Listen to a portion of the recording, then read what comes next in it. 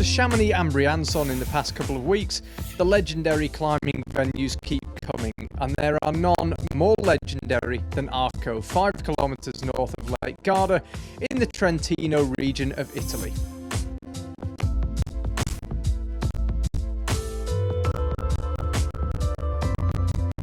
Over 16,000 people call Arco home, and with ancient cobbled streets, beautiful buildings, and enough climbing to last a lifetime, it's easy to see why they're a happy bunch.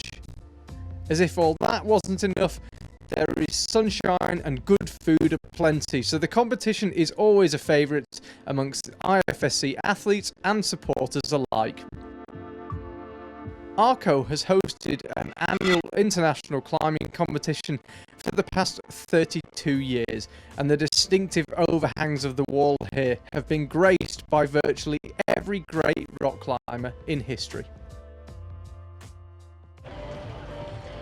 Good evening and welcome back to Arco in the Trentino region of Italy. I'm delighted to say the rain has stopped. Still humid, still damp, but conditions a lot better than they were an hour ago. I'm Charlie Bosco. Very pleased to say I have Matt Groom alongside me for the third time today, and for the first time today, and the first time in the commentary box, make his debut, double World Cup podiumist. Gregor Vazonic, welcome. Hey, how are you? Yeah, very good, very good. And you just went out and had a look at the women's route. We're going to see the women out first. First impressions, it's long, hey? Yeah, it's really long, but I think all the routes look long for me, but this one looks especially long for me. There's a lot of slopey holes, so I think it's going to be a hard one. I'm just going to move your microphone slightly. There we go. Tactics on this route, what do you think it's going to be? We've got a route map, 53 moves. Just go fast? Yeah, I think it's a good choice to go fast. The 6 minutes is not a lot, and with a wall like this in Arco, it's definitely important to go fast. Yeah, athlete observation is just underway. We've had the athletes presented to the crowd, they're now observing the route. Of course, they have 6 minutes to look at it. As I said earlier, the rain has stopped, conditions improving bit by bit, and we've got 8 finalists as ever. We'll bring you the world rankings and then the start list. And there we see the wall here in Arco. Left-hand side is the women's route. The men will be climbing on the right. As ever, the final split though, so it'll be the women will completely finish their final, and then we'll move on to the men's. 8 climbers, 6 minutes to look at it. And this is the current world rankings, the current overall standings. It sometimes feels as if Janja Garnbret's pulling away, but she's only 20 points clear of Jessie Pilz, Ashima Jane Kim, Manon Hily. Anak Verhoeven down there in 6th after 2 very, very successful seasons. She needs a big result soon. Can she get it here in Arco, where she took her first World Cup win back in 2016?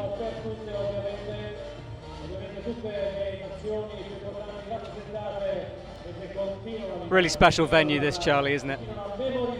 Certainly is. A man that knows it well is Jakob Schubert. This is the men's overall standings. Jakob Schubert, Stefano Ghisolfi, Alex Megas Rondigont, and Domen Škofic. How's my pronunciation? You were giving me a hard time. That's better. I wasn't giving you a hard time. I was just trying to help you. I'm giving him a bit of a hard time. It's okay. I can take it. Domen, top 5. Domen Škofic. Škofic. I got it. I'm all over it, man. See there's a start list for today's final. That's not the semi-final, just ignore that. This is, of course, the final. There it is. Ellen Janiko, Evgeniia Kazbekova, Manon Hily, Anak Verhoeven, Claire Buhrfeind in the hunt for a first World Cup podium. Christine Schranz, first final for her since Vila 2016. Jessie Pilz, the winner in Chamonix, and Janja Garnbret, the winner of the other 2 lead World Cups so far this season in Briançon and Vila.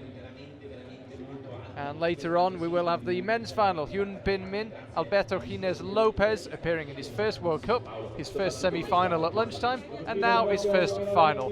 Stefano Ghisolfi in his hometown. He'll take on Adam Ondra, Shuta Tanaka, Domen Škofic, Jakob Schubert and Sasha Lehmann. So that's what we've got coming up for you. 16 climbers, 6 minutes each to tackle the route. Women on the left, men on the right. The rain has stopped and all is well with the world in Arco. And Gregor, when we were chatting off air and making predictions, you made a not very adventurous prediction, but probably an accurate one. Yeah, I said Janja is probably going to win, but it's not easy, even for her. I think it's like she has to climb where all the other girls women, I'm sorry. All the other women are well prepared too, and I think if she wants to win here, she's gonna have to climb her best again. Certainly is. She's got to beat that woman standing to her right, Anak Verhoeven. Claimed a maiden World Cup win, as I mentioned, here in Arco in 2016. Followed it up with a couple of wins last year as well, but she hasn't been on the top step of the podium in 2018. And Claire Buhrfeind, that we just caught a glimpse of briefly there, made the final in the Paris World Championships in 2016, had a fantastic Innsbruck 2017 in the Youth World Championships, and here she is in the Senior World Cup final, gunning for a podium. I'm really happy for her. We're good friends. We train together a lot because I go to Texas a lot to train with them, and she's a hard worker. She's a really talented climber, so I'm really happy to see her in the seniors finals. I think we're going to see a bit of a battle on these slopey holds coming up here, because you mentioned the conditions and it is a little bit greasy out there. The rain has come in, which has taken away that heat, but there is this sort of residual greasiness hanging around the arena, and those big holds that we can see on the women's route, that's going to be tricky for them, especially that one there we can see now coming into the screen, high up on the route. When the pump is high and you have to hold on to that thing, it's not going to be easy. It's not the route you would choose for humid conditions. Yeah, I think it's going to be greasy because the big holds, like you're not only holding them with your hands, you're like kind of hugging them, and I think it's going to be sweaty. I tend to put every single part of my body onto a big hold like that. You know, if I can smear my stomach, I'll smear it. There is Claire, and there is the top. It's 53 moves from where the climbers currently are, or 53 holds, I should say. Very long route. The men's is 63 moves. It's a massive route. The men's route looks crazy. Just like there's a dyno just below the top, and there's like huge slopers below the top where they're all going to be pumped, and I think it's going to be a great finals for men too. There are routes that snake across the wall as well. I know when we're standing under looking at it, we're sort of following it with our eyes from left to right, and both of the routes, the women's as well, sort of goes left to right and then back again and then finishes up top. It's a journey for those guys. Yeah, it's not straightforward, and the wall is high. It's not like the wall is low. The wall is high, and they still like made it a snake, so they're a long route. It's going to be fun. And you were saying you train in Texas. Why Texas? My coach Roman goes there a lot, so I go there like at the end of the year every year, like for 3 years now, and I like it there. They're just like, most people don't like Texas, but I just like being in Texas. The people there are really nice to me, and the community is nice in the climbing gyms, and it's cool. I'm going there again. When are you going? October. I hear they've got the best barbecue in America. It's not bad. He's an athlete. He's not going to be having that. He's going to be having salad at the bar. I go there after the season. Oh, that's true, actually. Yeah, maybe lots of barbecue. I saw him eat a Haribo. I'm just saying. I saw you eat a Haribo sweet. Yeah, I'm a boulder. Just one, though. We've eaten the rest, Charlie. Yeah, exactly. I ate a bag, and you ate one, but still, you know. You didn't see me eat all the gelato. Yeah, that's true. Town. That's true. So the climbers have had their 6-minute observation. They make their way back in. They're back into isolation conditions. Again, we were chatting off air. Very interesting thing you said. Final is the least stressful place to climb. I think so, at least for me, because like when you're in qualis, you're like, oh, I really want to get to the semis, and there's like 150 people that you have to beat. And then you get to semis, and there's just like 20 people or 26 in lead. And I think the stress goes down a little, and in finals, the routes are normally the most fun, and I think you're just enjoying it, just climbing. That's it. But then on the flip side, you get someone like Janja, who we're so used to seeing winning. Does the pressure come back on her? Because, you know, people want to see her on top of the podium, and when she doesn't get to the top, it's almost like a disappointment for her. Yeah, I think I'm really impressed with Janja, not only because of her climbing ability, but also because all the stress that she can handle. It's like she's coming out last almost every time, and like everyone expects her to win, and like she knows she's got the level, but still you have to climb perfectly, and she does it every time, and she doesn't look stressed, and it's amazing.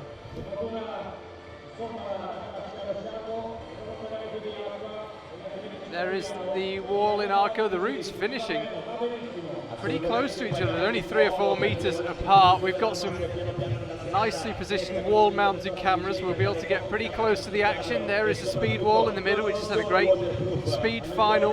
We'll have highlights for you later on. We are just seconds away from the start here in Arco. We've been in so many legendary climbing venues so far this month, but Arco right up there. I was saying earlier, looking at this wall for the semi-finals, you've got the indoor climbing there, and you look to your right and you can see people on the huge cliffs to your right smashing up some massive multi-pitches. There's just climbing everywhere around this venue. It makes it very, very special, both to watch, be a spectator in, to compete in. It's an incredible atmosphere. And the crowd themselves have built up, they've braved the rain. Luckily the umbrellas have gone away now, and they're ready for this competition, as are we. Women out first.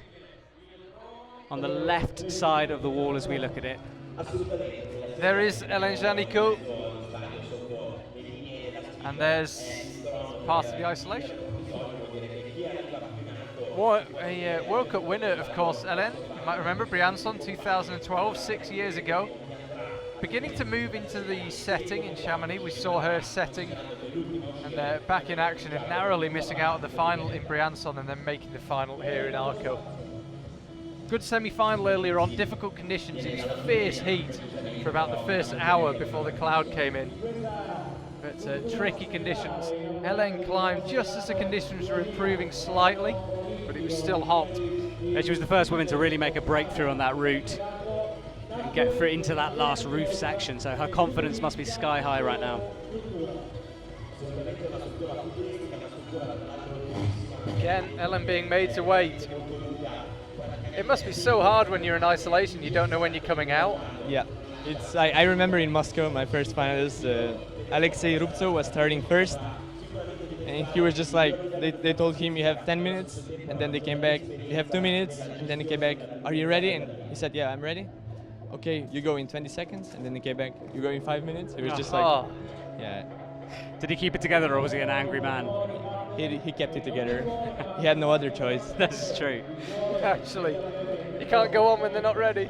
I'd throw a strop, I think. Probably why you're in the commentary box and Alexei's winning World Cup. This is true, that's the only reason, I reckon, my temper. There is Helen, just about ready to go, as I said, being made to wait perhaps a bit longer than she would have liked. And out she comes now. She does have her individual observation time as well. She doesn't have to jump straight on the route. And as with the semi-finals, the climbers going in reverse order, so the highest placed climber from the semi-final coming out last in the final, that will be Janja Garnbret. She topped the semi-final route. No one else, to be completely honest, got anywhere near it. She's a strong favourite going into this. But Helen, a World Cup winner herself, and more than capable of springing a surprise here. She changed her style a lot. She used to be a pretty slow climber. Now she's faster. Well, she'll need to be with 6 minutes and 53 moves. Yeah. It's and this lower section, at first glance, it looks quite basic, but actually these next couple of holds are underclings. It could be a bit awkward. Yeah, like the next foothold that she has, her face looks pretty high. I don't know. It looked kind of awkward when I looked at it, but maybe it's just me. It is kind of awkward. She isn't flying through it. Yeah, she started very determinedly and then sort of paused slightly on that move just to reassess it. That heel hook on the left is key. I think without that, the moves would feel a lot harder. Yeah. It's interesting. She felt more solid on the right undercling because the left one is much better. Again, she had to really commit with that right hand.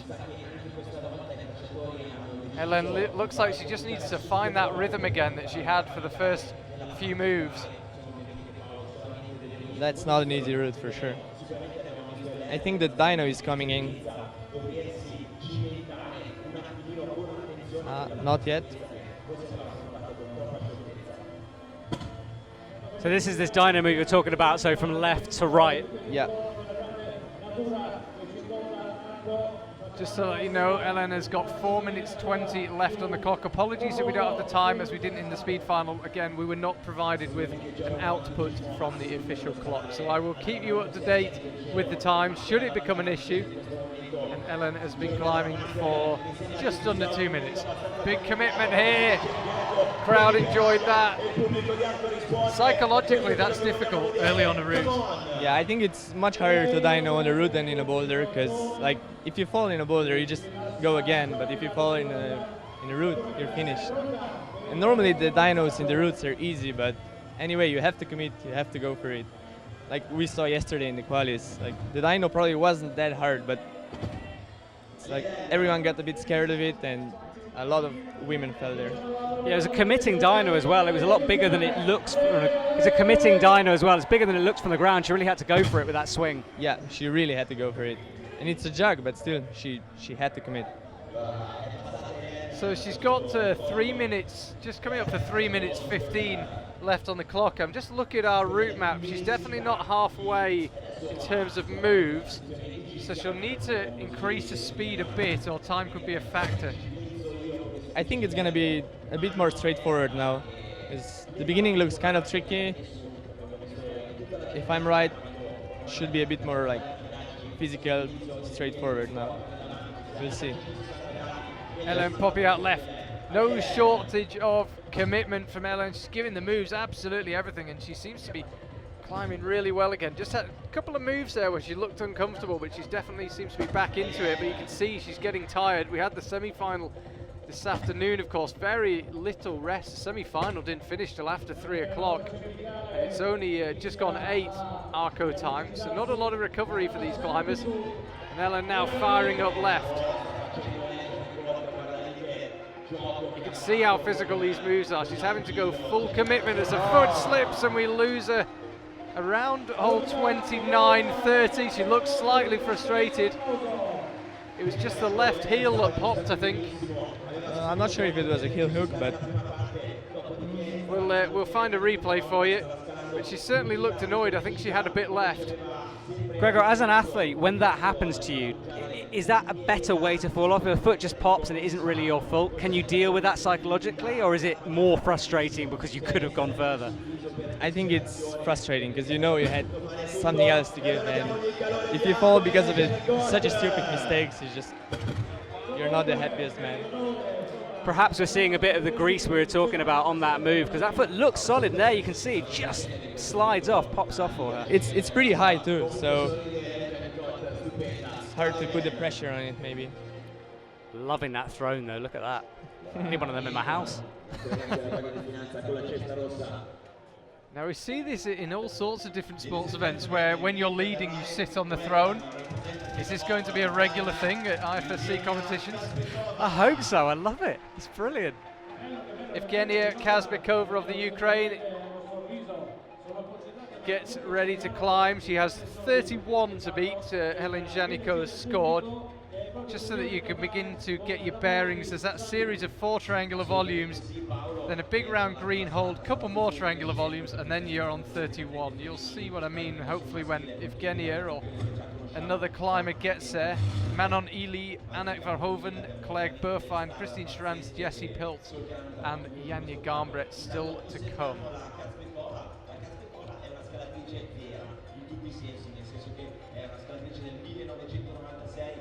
This is the section that Helen was perhaps a little bit nervous on early on, and it took that dyno to settle her down. Yeah, she was. Helen seemed smooth to hear, and as you say, it was this section through the underclings. It's just awkward.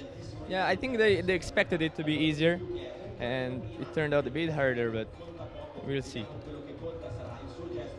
She's looking solid. It's a different way Helen did it. Such a long route that if you start to struggle early on, that sense of panic must kick in. You know, you can feel your energy draining away, and you want that to be as smooth as possible, and some of that panic must be from that feeling. Yeah, I think it could be frustrating if you start panicking in the beginning. If it's a bit harder than you thought it's gonna be, that could be a factor. Evgeniia Kazbekova looks smooth through those underclings. She just now needs to find a way to get onto that volume. That's a high-risk way of doing it. That's the way to do it. And again, a couple of tricky moves. Psychologically, it's so hard for the climbers. I mean, I'm looking at my route map. That's only holds 11 and 12. It's so low down on the route. All three of us sucked in our breath then when she went for that toe hook. It was not probably the way to do that, and I think she recognised that, pulled back. But in my opinion, that's more interesting to look at, because the climbers are struggling from the first hold on, and it's better to look at. Yeah, I agree. I mean, we've seen some routes in the first few Lead World Cups where I think every climber got to hold 25, 26. And it's nice to watch everyone climb differently, but it's great to see a fight from the first move. It's a World Cup final, that's how it should be. I think the setters realize now how strong these women actually are, and now they're just like, they gave them a hard route. That's cool. And again, Evgeniia gets it. You can see mentally it's so difficult. You probably know it's not super hard because it's quite low on the route, but you have to go 100%. Yeah, you can see it is a sinker of a hold. She's really getting her hands into that, but it's just far, slightly awkward, slightly low down, you know. And like normally, if there's a dyno in the beginning of the route, the moves till the dyno are pretty easy, but here they're not. They're just like, they're not running through the first few holds, and like getting to a dyno after a few awkward holds can be hard. Now, just to make you aware of the time, that's hold number 20 of 53, and she's used more than half her time, so I'm slightly concerned that time is going to be a factor. It seemed likely when you saw that there's 53 holds on the route. Clear that if you want to top the route, you're going to have to climb incredibly quickly, especially through that lower section. So these are the 4 volumes that I talked about. These mark the last moves of the lower half of the route. After this, you're into the top half numbers-wise, if not distance-wise.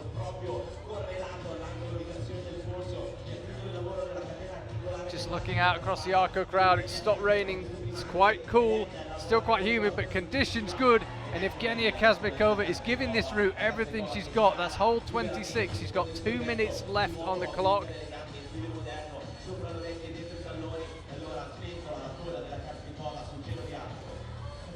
So she's still not quite reached the high point set by Ellen, but she's closing in on it. That's a physical move there, that hand swap, and you've got to bump it around. And we lose her in what looked an awkward fall from around the hold 29-30 mark. Second slightly awkward, strange fall we've seen. Yeah, it wasn't like really a fight. It was just like getting through awkward positions and just falling. It's just an awkward route to climb, I guess. This was the jump earlier on. You can see it's a massive hold she's going for, but it's quite a long distance. You have to really cut loose with the feet. If you hesitated, it's over. And this was the fall. You can see she just had her leg looped around the rope, which made the fall even more awkward. Her heel slip. Possibly a bit of rope burn on the back of the leg. Nothing too serious, I think, looking at it. She's smiling, it's okay. Ellen Janiko will stay on the very fetching glass throne. 28 Evgeniia scored, and here's Manon Hily having a fantastic season. I was so impressed with her in the semi-finals, like just looked incredibly strong through that route the whole way, always in control. It's going to be interesting to see how she works at this bottom section, whether she's going to go for the technique and be calm, or whether she's going to power through it. She'll have to climb quickly, that's for sure. Evgeniia would definitely have run out of time had she carried on. Has she been in any, when was her first finals? Was it this year or was it? No, she's been in finals before. I've got my notes open, let me check. I remember she was back in the finals in the first World Cup of the year in Vila. She seems to have got the speed note here, really stepping it up. Of course, the athletes don't know that time is going to be a factor. They're back in the isolation area. But she seems aware that it's a long route, only 6 minutes on the clock. She's going to have to push it.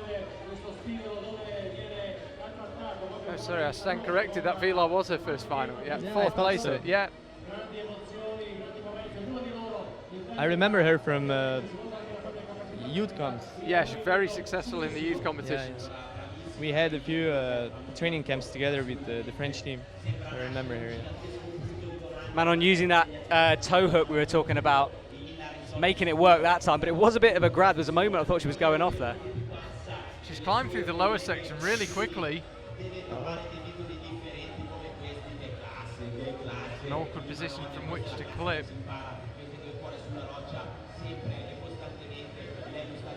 So now she's got to line it up for the dyno. We haven't had a fall. We don't want to see a fall at this stage, but it's a tricky move. And you've got no option but to give it 100%. She's getting as close as she can before committing. And you can see there, it is committing, but it's a big old hold, and it looked very solid. And you don't have to be super accurate with that hold. It's all good. Yeah, it's wide, so you can get both hands on. It's a good hold. It is kind of slopey on the edge. It's not good on the edge. You kind of have to get behind it, but it's a jug. Yeah, and they've all had a moment on it. No one's got to that point so far and just jumped and gone and moved through. They've all had a slight hesitation. You can see it in their muscles, just a slight twitch just before they go. It's not an easy move. But I think if this dyno would be in a women's route, I don't know, 8 or 10 years ago, they would have so much more problem. I think men and women have adapted so much in this style. Like they're used to jumping on a rope, and it's cool for spectators, I think. And it's opened up so many possibilities for the route setters. Yeah. They can play so much more. Christian Bindhammer, the German climbing legend, is our chief route setter here this week in Arco. And judging by the semi-finals, he's doing a pretty good job. I think he has set in Arco many times before. He's won in Arco as well. Oh, that's nice. That's nice. Yeah, that's like... Yeah, we're saying that's quite some pedigree to have as a route setter. You're not going to argue with him, are you, at that point? It's just like...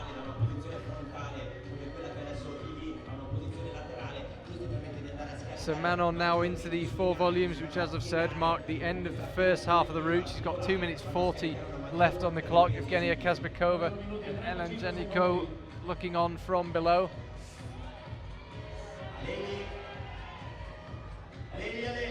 The high point, 31. Still a couple of moves away, half a dozen or so moves. She's going well.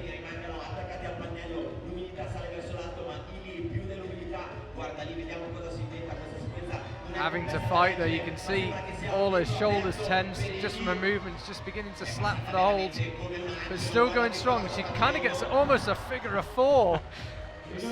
Ice climbing coming to Arco, and it almost worked. I think she was just trying to save it somehow. Yeah, fig 4 heel hook. I haven't seen that often with the heel that high up with the figure 4. That's a lot of pressure going into that heel, into your arms. Especially when we know that those volumes seem to be a bit slippy. We've seen a few foot pops, so it's a high risk strategy, that. This was Manon on the big jump. You can see there, we said it at the time, it's a big hold, it's all good. You don't have to be super accurate. You can see she even popped her right hand along just to make it a bit easier. And this was where we lost her, so it was kind of a figure of 4 heel lock-ish. That's a first. It's very hard to keep your hips close enough to the wall here. So you can see it just started to push her off. Here's Anak Verhoeven hunting her first World Cup win of the season. She missed her first final earlier in the season for 5 years, back in the finals here in Arco. But she had the most incredible run of making finals. Just as she's walked on here, I'm standing on the edge of our tent and I can feel the breeze starting to come through. It is a nice little wind that started off here, so that's going to help her up on the route. Yeah, it's actually quite chilly now, so it's not especially warm, which is incredible considering the temperature earlier on today. Yeah, we've had the bouldering practice earlier. It was just so hot. We were just slipping off the holes. Now it's nice. So I think one of the keys for Anak will be time. We've seen her be timed out. I'm told she was timed out in the semi. We didn't have a clock available to us at the time, so I didn't realise at the time. She did more than enough to make it into the final, but apparently she was timed out in the semi-final as well. And I think that's the third time she's been timed out this year, so needs to climb quickly. It's hard though, isn't it? You have your natural speed. I'm sorry? You have your natural speed you want to climb. It's hard to say we just need to go faster. Yeah, I think for her it was really hard to change the rhythm of her climbing when the rules changed. So, but I think she's adapting well now. She might have some problems here where the wall is a bit higher, but anyway, I think she doesn't get enough credit for how amazing she is. Because okay, Janja is really strong, but so is Anak. She's amazing. She's an amazing climber.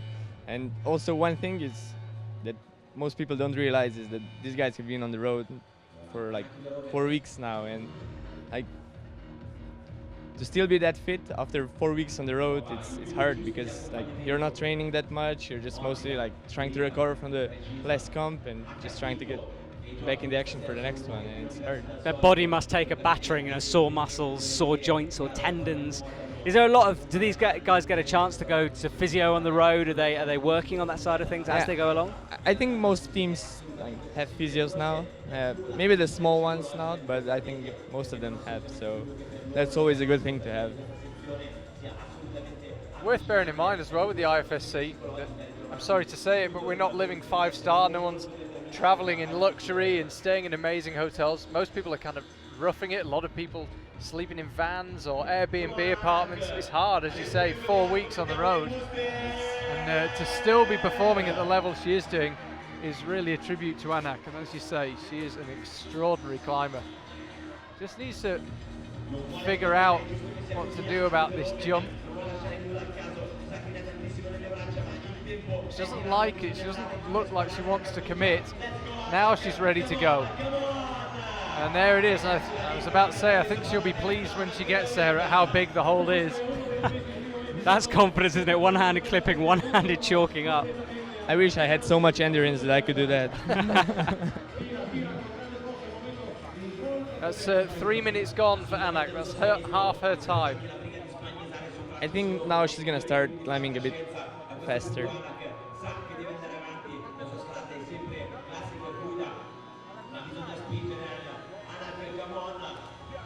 Taking quite a long rest here. I don't want to always talk about time, especially just with Anak, but with 2:33 left on the clock, she's on hold 20, so she will need to speed up if she wants to top the route, and I think that's what she's doing.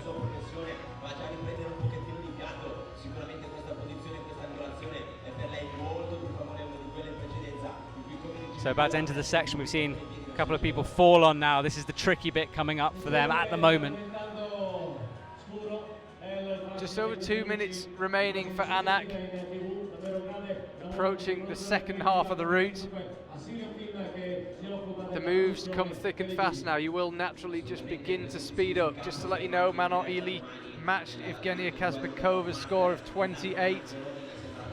Manon going ahead on count back to the semi-final. And then Janja 31, still leading the way, but for how long? 1 minute 40 left on the clock, and you can see Anak there just trying to speed it up, trying to push her pace. Yeah, it's got 1.5 minutes left to find something on this route. This is where we saw Manon Hily get herself in trouble, trying to get a heel hook. It just didn't work. Evgeniia Kazbekova also fell on this section. Anak looking strong, but time is a factor. 1 minute 5 seconds left. Now she really needs to motor. Has she timed it perfectly? The feet cut loose there. So this is a new high point for Anak. That's hold number 32. Slap out right to these round balls. It's hard. The pump really beginning to kick in now. She's been climbing hard World Cup final moves for 5 minutes. There's that familiar starfish volume that we saw in the men's semi-final, that big blue one. 32 seconds left for Anak.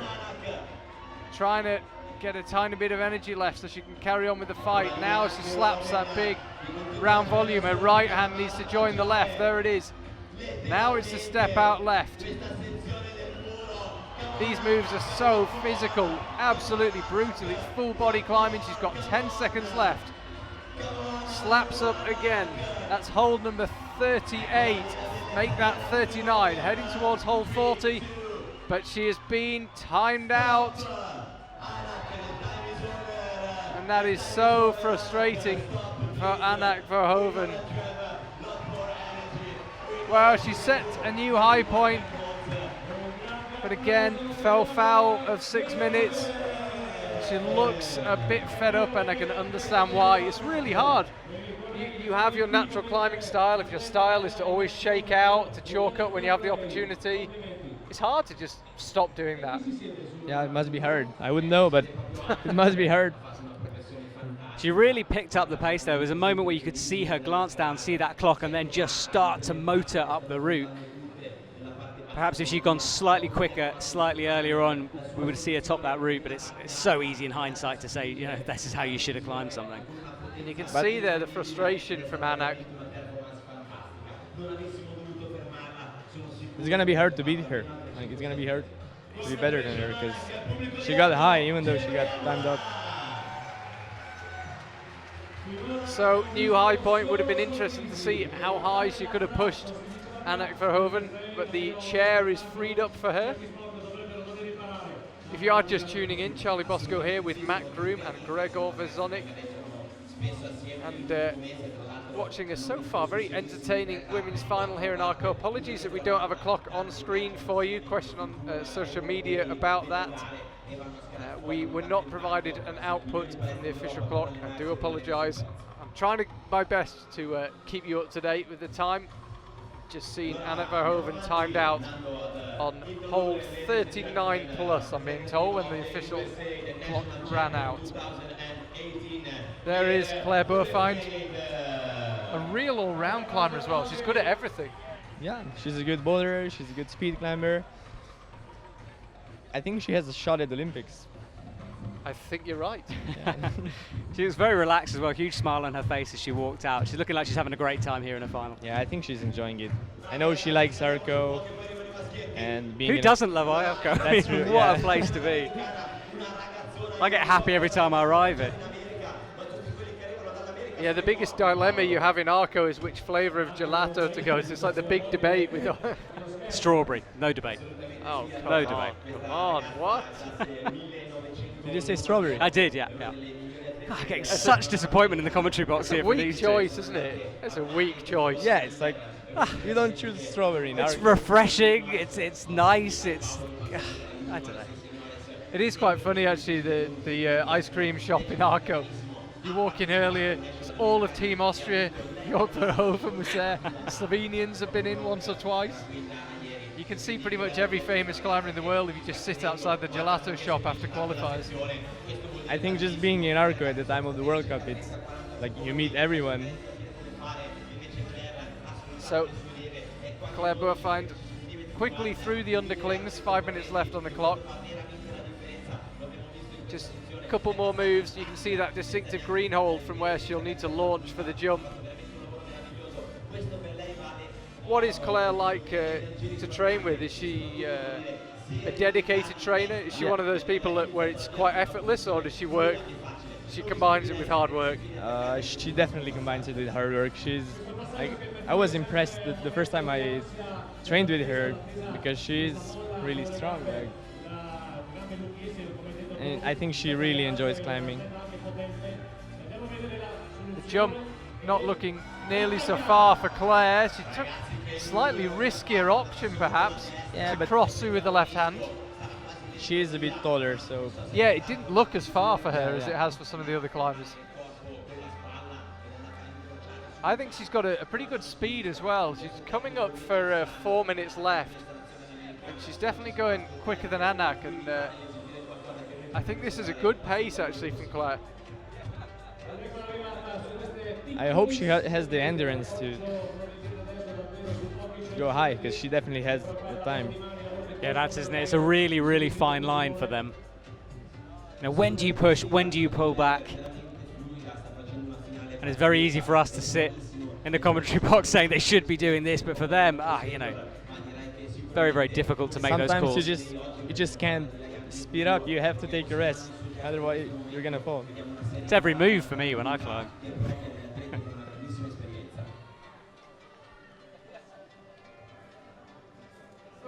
I think this is the hardest route this year.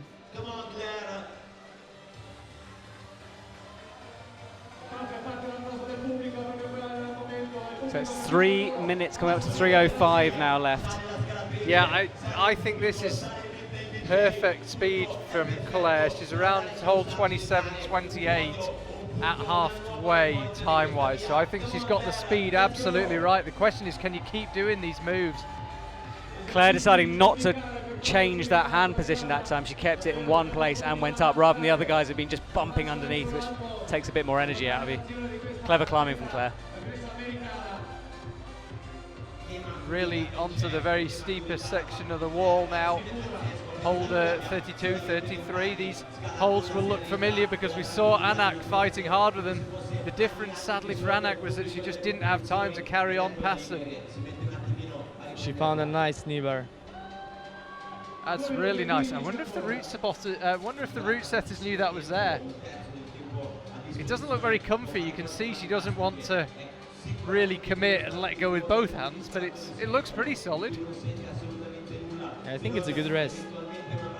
I've got to big up Gregor here. You saw that knee bar from the ground when we were looking at the route. You said there's a knee bar there, and I said no, there isn't. But yeah, there you go. Clearly, turns out the professional climber read the route properly. Who knew? Great view there. You can see the rooftops of Arco behind Claire. As we lose her, just going up to that hold 34. That's a shame for Claire. She looks a bit frustrated with herself. I don't think she was especially tired. No, I think the moment where her foot slipped, she kind of lost her energy a bit. So She had a minute 35 left on the clock when she went as well, so she had time. Yeah, it's frustrating. We'll get a replay for you. Let's have a look. So this was a bit lower down. This was the move where Matt was talking about, where she kept that right hand facing out to the right. And this was where we lost her. So where was the slip? it's a bit earlier, I think. Because she had a knee in, and then her knee just slipped. And she held the swing with both hands on the ball. Climbers still talking through the route. Even after they're done, they still want to know where everyone else found a bit of an easier method, or how each person did each crux move. Here's Christine Schranz. Mentioned it earlier, first final since VLAR 2016. Gregor, when you've done a final and you've come off, do you go back and do you watch the tapes of you climbing? Do you analyze those moments of the falls and the successes? How does it work for you? Yeah, I watched the replay, but normally because I want to know what Charlie said about me. No, yeah, I watch the replays because I want to know. Because there's a way you feel about your climbing, and when you see how you actually climb, it maybe changes what you think about it. Maybe you feel like, oh, I did really bad, but then you check the replay and you're like, oh yeah, but actually I was pretty close to, I don't know, winning, or I was pretty close to semis or finals. Anyway, I think it's a good thing to check the replays. I always say nice things about you. Yeah, that's true. Yeah. Were you thinking back then, trying to remember if you did or not? Just had about 10 seconds of panic. What did I say? What did I say? He's got a list going on, you see. He's stacking them up.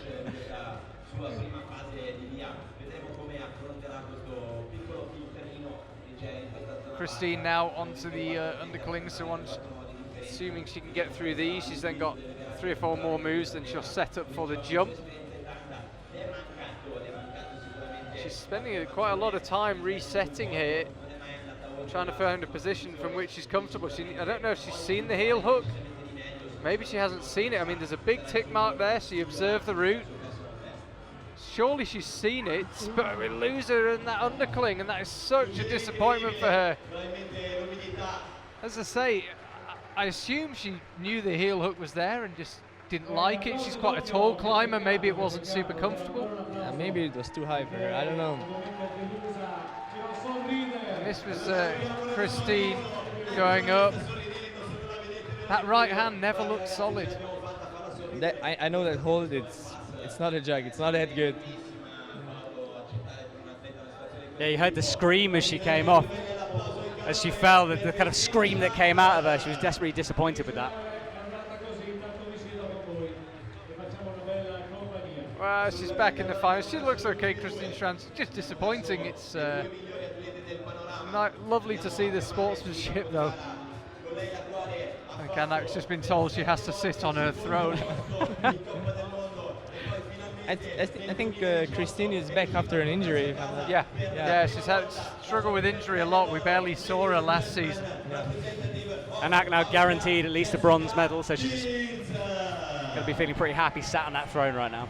So the only 2 climbers left, that lady there, Jessie Pilz, and Janja Garnbret, the only 2 women to have won a lead World Cup this year. So the battle really coming down to these 2, and that's how it seems to have been for much of this season.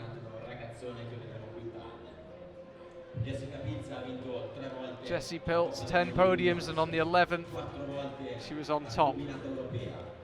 I was really happy seeing her taking the victory. Janja was second, but I was still happy for Jessica, because I know she's been ready for a long time, and she finally got what she deserved. Yeah, I think it was great for the sport. Everybody loves Janja, and what she's achieving is just so incredible at such a young age, but you don't want to see her just win easily. You want 3 or 4, 5 climbers who can really challenge her, so that when she wins, she really had to work for it. And it's great to see Jessie climbing this well, and absolutely a contender, and really taking Janja on, and there's very little between them right now. She's flown through the undercling section. When Jessie locked in that heel hook looking at Christine, she was just shaking her head at disbelief that she didn't see that move.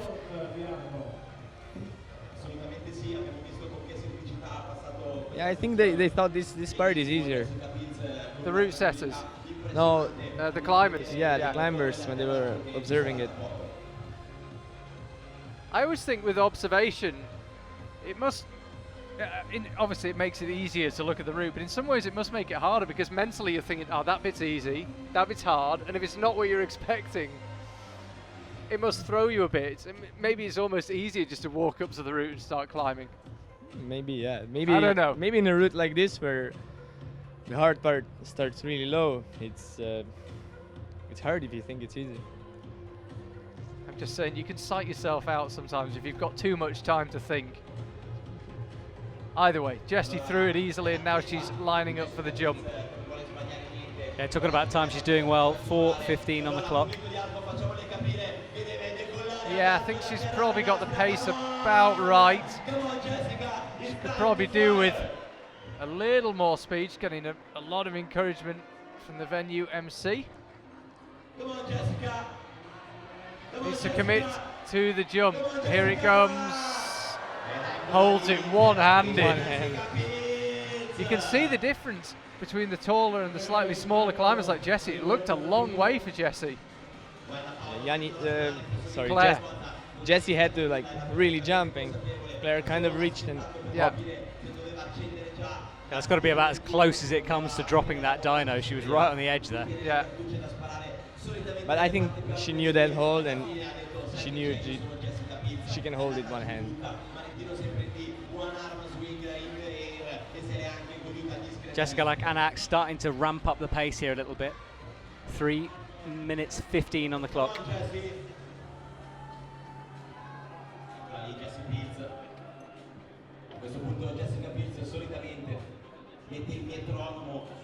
So I'm just looking at her time. Jessie's up the speed for sure. That's half her time gone, and she's past halfway, certainly in terms of holds. So the last minute she's climbed much quicker than the first 2 minutes. She took a long time to prepare for the jump, and I think she lost a bit of time there.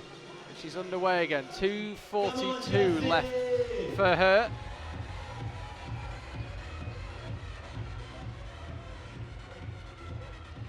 She looks solid. Looks really solid. She looks in such good shape. These are hard moves, especially pinches like that when you're already pumped. But she seems to be really fit right now. She's having bags of endurance. Let's see if she's gonna find out that knee bar. I think she might be. No, maybe. There we go. I was going to say maybe she's not quite tall enough for the knee bar. Certainly looked a bit easier for Claire. Jessie doesn't look quite as comfortable, but at least you can get each hand off one at a time and at least just chalk up. They say that a change is as good as a rest. Just a change of scene is good for the arms. Just under 2 minutes remaining for it.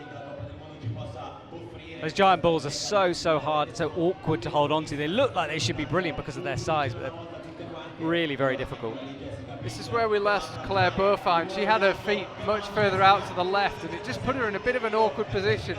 So Anak Verhoeven's 39 plus is now what Jessie is chasing down, and hole 39 is that green one that's just appearing at the top of the screen. It's the right hand of those two holes. Jessie has got 1 minute and 15 seconds left on the clock. There's hole 39. Really nice, drops that left knee. Jessie Pilz, already a World Cup winner this season, just 2 weeks ago in Chamonix, and she's gunning for another here in Arco. She's going to be second at least. Will she be first? She's got a minute left to find the top, to find more moves, to push this high point further and further, to give Janja Garnbret the biggest challenge she can. Gets the clip done. She's got 44 seconds left. Chalks up and launches into this upper section. She's on to the last 10 moves now. This is the first time we've been able to see this section of the women's route. She's got 30 seconds left. The climbers sitting on the floor watching her are also watching the clock. This is going to be so tight from Jessie Pilz. She slaps out. That's hole number 47. There's only 53 on the route. This is brilliant stuff from Jessie Pilz. Has she got the timing right? She's got 12 seconds left. Slaps up with the left hand. She looks so solid, but time is going to be the big factor here. Up towards hole 50, and we lose her with I think will be a 49 plus, 2 seconds left on the clock. Jessie Pilz seemed to have that absolutely perfect. That was amazing. Like those holes up there, they're bad, and she looks super fit, and that was an amazing time. Gregor, you were watching that, just shaking your head in disbelief every move she did. Were you expecting her to fall? Were you amazed that she kept going? I was just amazed. Like, how can you have so much endurance? Just those holds aren't jugs, and she was like 50 moves up, or how many moves up? Far. Yeah, she was up. Far. And I think that was a 49 plus. Let's have a look. This was the jump. It certainly looked tricky. But yeah, interestingly enough, we just watched the end of Jessie's climb. This was her going up for, I think it was hole 50. We'll double check when the scores come through. Yeah, got the timing absolutely right. Ran out of energy as the clock ticked to 0. But chatting to Jessie earlier this season, she said she's trying to be better at more dynamic moves, more powerful moves. But you can see one thing that's really improved is her endurance. Like you said, she can just keep going, moves at a limit for a minute, 2 minutes at a time. And I also think she's hesitating less on the big moves. Like maybe today she was hesitating on the dyno, but like on the other moves that are not like they're long moves, and she was just bam, bam, bam. Still waiting for Jessie Pilz's score to come through. and out comes Janja Garnbret. So just to give you an idea of what Janja's been like this weekend, across the qualifying and the semi-finals, we've had one person who's topped one route, that was Anak, she topped one of the qualifying routes. Janja's topped all three. There have been 4 tops on the women's competition and Janja's got 3 of them before the final. It's incredible. And I have to say, in the semi-final, she looked so far ahead of anyone else. It was mind-blowing. But Jessie Pilz's high point will be hard to beat. Yeah, Janja will know what she's got to do. I mean, she can't see the route, so she won't know how far she's got to go, but the amount of time that Jessie was on the wall, she knows she's going to have to get near the top to have a chance of winning this thing. 49 plus was Jessie's score. Even though Janja is climbing and she's like the best female climber, I will still be really surprised if she tops this route, because it's looking really hard and really long. And yeah, I agree. I think that was an incredible effort from Jessie. Just you could tell the route setters had designed those top moves that they would just tire you out, and they just weren't tiring her out. So yeah, Janja's really got her work cut out. 4:45 left for Janja, so she's going at a good speed. She's really had no trouble at all with the lower section. Chooses to clip. The first one to clip here, I think. Yeah, from a bit lower down. Somewhat surprising, perhaps. Here comes the jump. Even for Janja, it's a risky move. You can see the left foot pop there. No problems. Tension really increasing here in Arco. Interestingly, the crowd are clapping politely, but they're not cheering. There's a lot of tension in the air.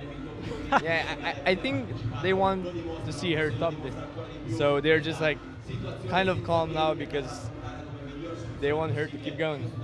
Did you see that campus move she did there off that hold? I think Jessie did it the same way. Did she? Yeah. Oh, goodness.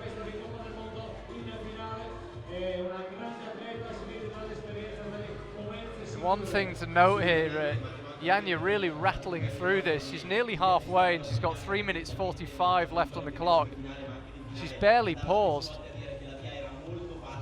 She's just climbing so quickly. And you talked about Jessie being confident with the moves. She knows what she wants to do. Janja exactly the same.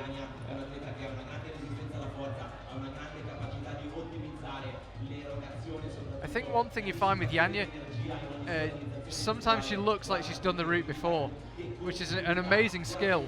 Yeah, she's just like, she isn't stopping. She knows what she has to do, and she's just like climbing. Yeah, it looks like she's done this route before. They say that you've truly mastered a skill when you make it look easy, and sometimes she really does make it look easy. Semi-final, classic example, and here in the final she's going really, really well.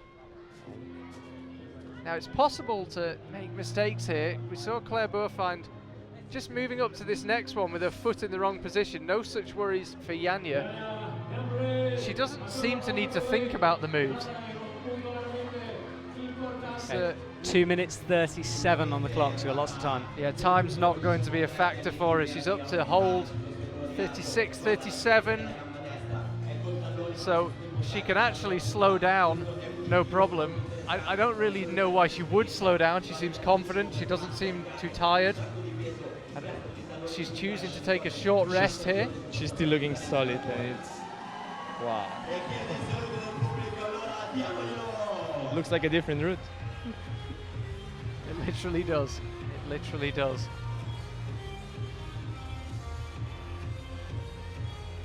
She's being made to work for wins, Janja, but she just seems to always find a way. She's definitely not there yet. There is an awful long way to go, but she just looks so smooth, so composed. And as I say, it looks like she's done the route before. She's got 1 minute 40 left, and that's her at around hole 41. So she's got 8 moves before she can catch Jessie. 1:30 now left on the clock. So time almost certainly not going to be a factor. If she could find a rest, she could take a pretty long rest. I don't think she will. Suddenly she looks tired now. That was the first movement we saw where she looked a bit more jerky. the wall gets so steep here. It's almost horizontal, pretty much all the way to the top. It only eases off for the last few moves. Janja Garnbret heading up the Arco wall. The crowd are getting behind her now. The venue MC is getting behind her now. Can she track down Jessie Pilz's high point? You can see the hold that Jessie slapped for. If Janja can latch the next hold with her right hand, she's going to win. The feet cut loose and somehow she stays on. Janja Garnbret lining it up, slaps with the right hand. She's won the competition. Can she find a top? She's got 40 seconds left on the clock. She's not going to get timed out, but she is going to be stopped 2 moves from the top of the route. It doesn't matter for the result. It doesn't matter for the crowd. They give her a massive round of applause. She lowers to the ground. She has won 3 out of the first 4 lead World Cups of the season, and another season of dominance seems to be upon us. Gregor, both of us threw our hands in the air when she stuck that cut loose move. Just explain how difficult it is to hold that when you're that pumped. Like, you have 2 crimps in an overhang after 50 moves, and you hold a swing on it. It's hard to do it on the ground. Like, doing that up there is just like, there's not a lot of people that can do that. And this is why it's hard for Janja's competitors. If she dropped that move, then I'd look at the map. It would have been close, but I think if she'd fallen there, Jessie would have won. But regardless, she always seems to find, like, do you remember in Edinburgh, she was 1 move further on than Jessie, and this time again, it's 1 move. It's as if she can sense what she needs to do, and sometimes she dominates, sometimes she wins by 0.5%, but she just seems to always know what she needs to do.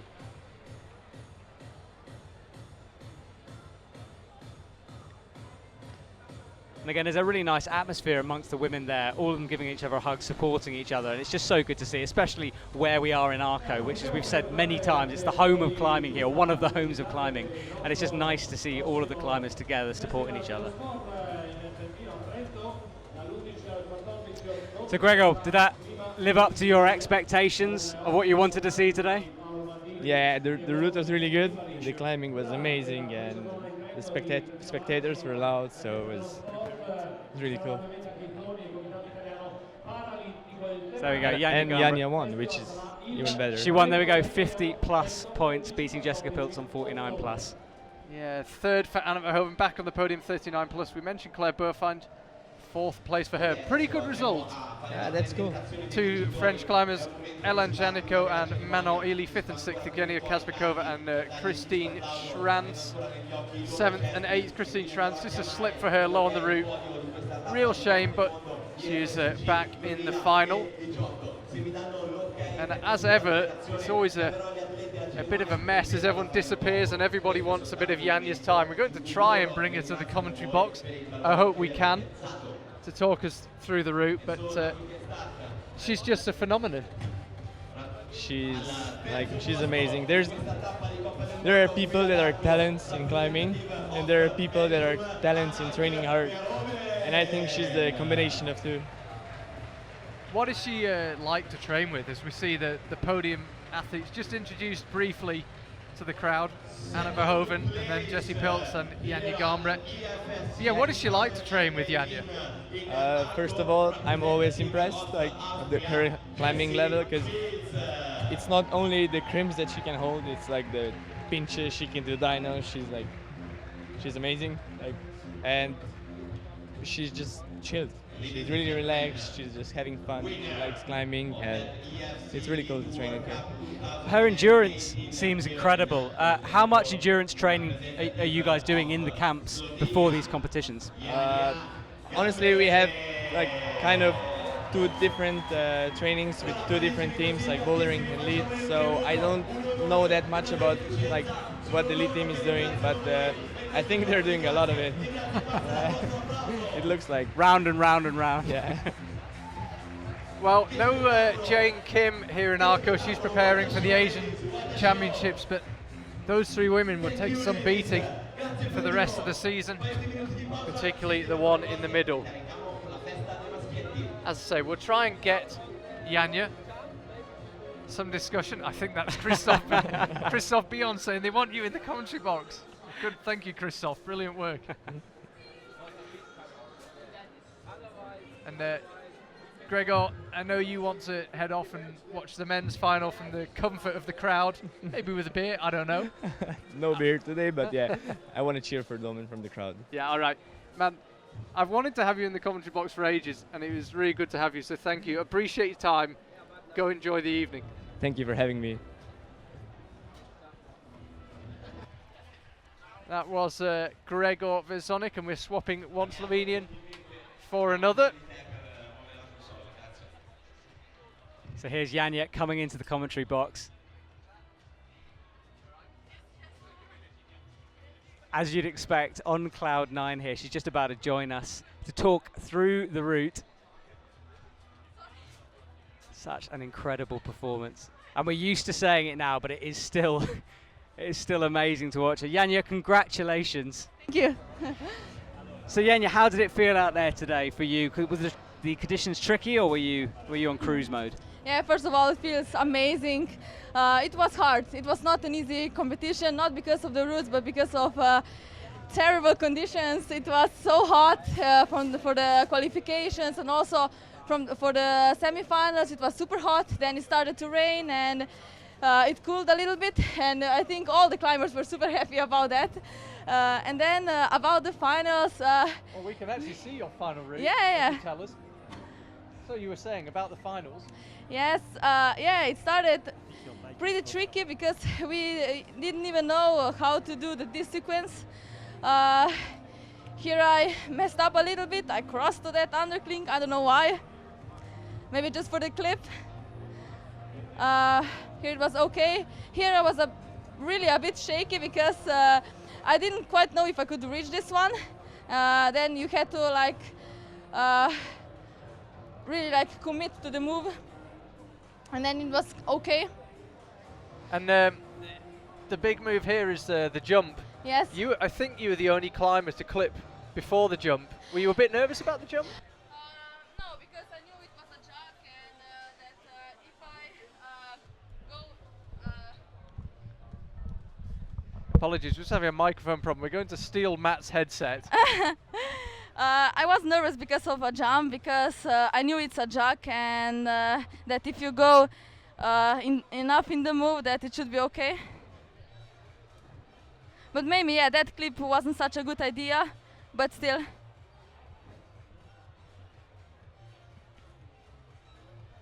Yeah, apologies, Matt's just disappeared to get some new batteries for our stick microphone. Yeah, sorry, carry on.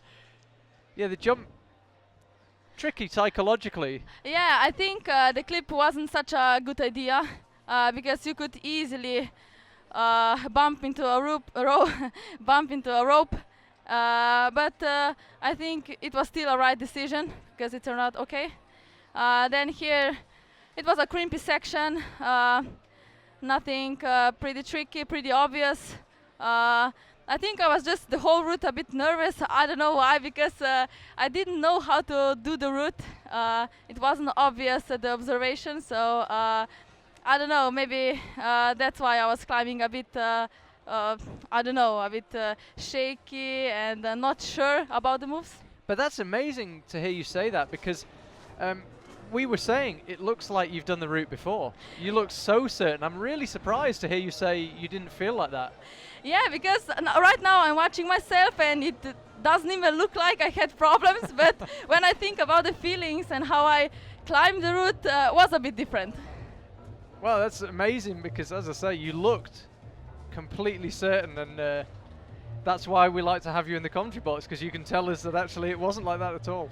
Yeah, but I think I read the sequence while climbing, right? And I think it was every decision was the right decision. I think I was really committed and dedicated to show my best, and of course Arco wasn't really my best friend, because I had 2 third places, and I was also, when I come when we were driving from Slovenia to Arco, I said, or I'm not gonna be in the finals, or I will be third, and I was sure about that. And then maybe I really wanted that win, yeah. So Janja, this is where we started to see you looking a little less comfortable. Were those holds a bit more slippery than you were expecting? Yes, these balls were a bit slippery. We have some of these balls also in Slovenia, but I don't know, here is more overhanging and I was a bit skeptical about those balls. Were you getting pretty pumped at this stage? Maybe because just not because of the route, maybe just mentally because I saw the time. I don't know, one of the girls showed me the clock and I'm really grateful for that. And maybe, yeah, I just wanted to climb quickly. I didn't want to mess up a sequence because of the time. Now, at what stage do you start to think about topping and winning? It must be hard now not to just to think about the next move. Part of you must be thinking, I really want to top this. Yeah, I think from the start it's like I really want to top this route, but here I was starting to get pumped. But maybe I was even more motivated to do the route here because also in a few moves we will see this huge ball and we were a bit skeptical about that. But then, yeah, I saw that heel hook and you didn't have to match and I was super happy about that. Now what happened here? This was so close. Yeah, I was super pumped here. I cut my feet loose here and I think that Gregor was jumping up and down when you held that move. Yeah, he thought you were about to go. Gregor Vezonik, I think he nearly had a heart attack. Yeah, I was super tired here and the only thing I could do is to match this hold and then fell, but I was happy about my performance. Okay, well, Janja, that's 3 World Cup wins out of 4 so far in the lead this season. We see you in Munich and then the World Championships, right? Yeah, for sure. I'm looking forward to Munich because I miss boulders and bouldering comes. But then, yeah, of course, World Championship, I'm looking forward to that too. All right, well, what a fantastic month July has been. August, September, who knows, but it's been fantastic to watch you and thank you very much for your time. Go enjoy the evening. Yeah, thank you. Just quickly, we were discussing with Gregor, which gelato are you having? I don't know, maybe Amarena. Yeah, that's my choice. Yes, that's my choice, yeah. And maybe something chocolate about. Yeah. All right, well, you've earned it. Congratulations. Thank you. And yeah, enjoy the last night in Arco. Thank you. That was Janja Garnbret, another fantastic performance.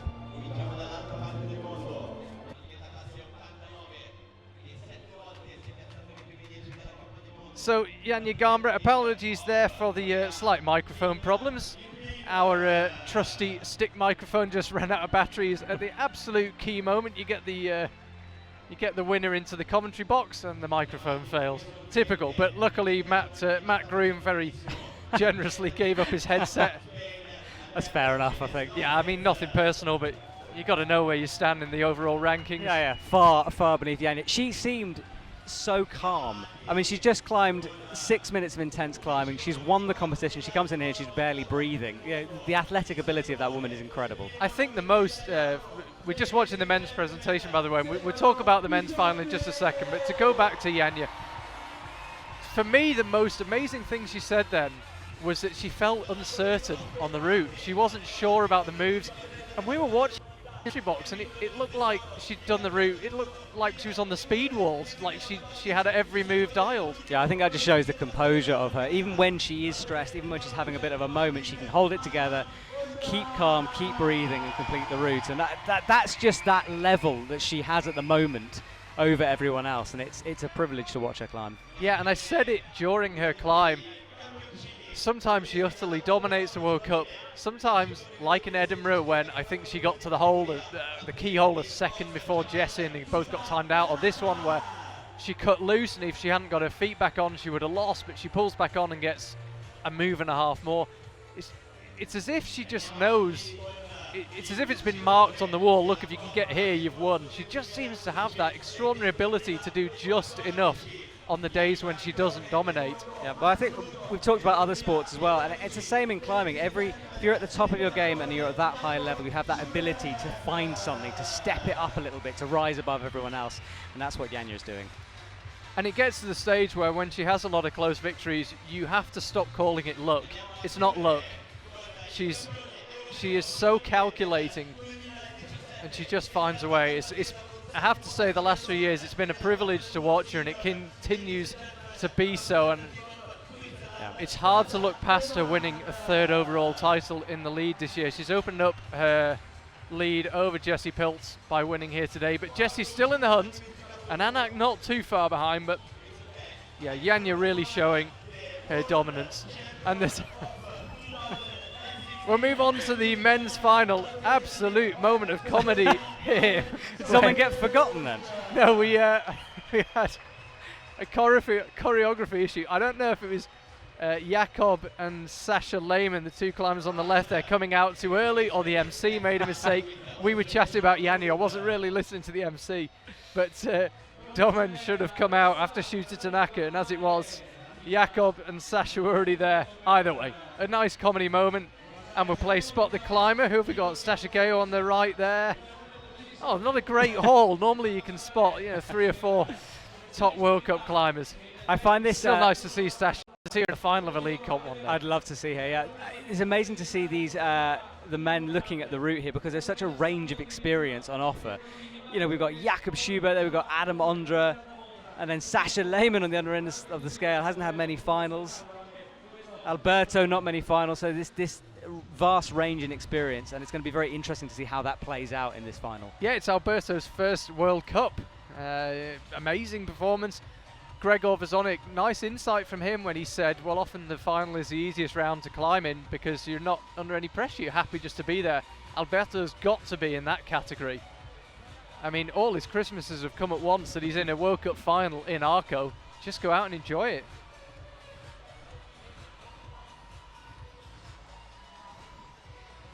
So this route snakes across the wall from left to right, back left again, back right again before topping out fairly near to the women's route. It is a massive long route, 63 holds. So again, I think time is going to be a factor. Looking up at the route, the bottom section looked straightforward. I mean, the holds are okay. It looks fairly easy to read, but where we're really going to see a fight is that top roof section with those big black volumes and a little yellow screw on them. Yeah, the route, the wall actually begins to curve back down towards the crowd. It's a very unusual feature of the wall here in Arco. The women climbed on this right-hand wall as we look at the Arco venue for the semi-finals, and they've swapped over for the finals. It's the men for the final. Really interesting men's lineup on so many levels. Hyunbin Min, it's been great to have back after a 4-year break from the World Cups. Alberto Ginés López in his first ever World Cup. Stefano Ghisolfi in his hometown. Adam Ondra, say no more.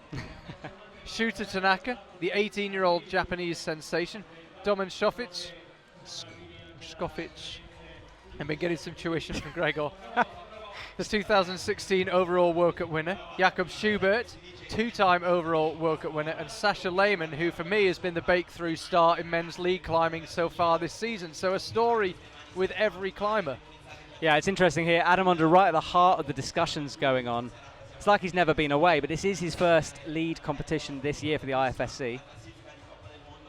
As you said earlier, he's aiming for that World Championship in Innsbruck, so needs a little bit of competition time under his belt. But he's had a heck of a season out in Canada, only just flown back, climbed another 9B. Yeah, came back, 4 days ago? Yeah. And he said he's been climbing short bouldery routes, not really too hot on endurance right now, he said, but you wouldn't have known it from the qualifiers. Topped both the qualifying routes, didn't top the semi-final route, it didn't actually see a top. But let's face it, when Adam Ondra's in a World Cup, he's here to win. Yeah, for sure. Very competitive. Even though he doesn't necessarily come over it, he likes to, I think, put out a fairly relaxed attitude. But I remember 2 years ago when he thought he hadn't made the finals and he was screaming his head off, very, very angry at himself. He wants to win. He wouldn't be here otherwise. Yeah, I think Adam likes to play it down slightly and say, I'm just seeing where I'm at for Innsbruck in about 6 weeks' time. But as I say, you don't come to Arco and a World Cup when you're Adam Ondra for anything other than a gold medal. Stefano Ghisolfi there on the right-hand side of the screen. He generally hasn't been that successful considering his high standard here in Arco, which is his home wall, and I know how much he would love the win here. He's told me before he doesn't love the wall, just the angles on it, so it doesn't necessarily play to his strengths, but he's got a huge following. He's put it on Instagram. He doesn't want people to watch the live stream. He wants people to come down to the arena and cheer him on. Well, it's just as well he got the weather. It's cleared up here in Arco. It was hammering with rain for much of the women's final, but for the men's it's cleared up nicely, and hopefully people have listened to Stefano's instructions, and they're down here in person, and then they'll watch the live stream on the replay next week. Jakob, Adam, and Stefano.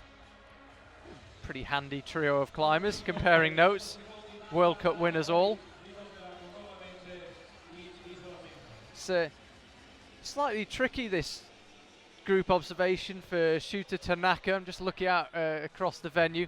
Obviously not an English speaker. I mean, the Japanese climbers are used to having fellow Japanese athletes alongside them. Shuta not got that luxury, and at 18 years old, that is tricky.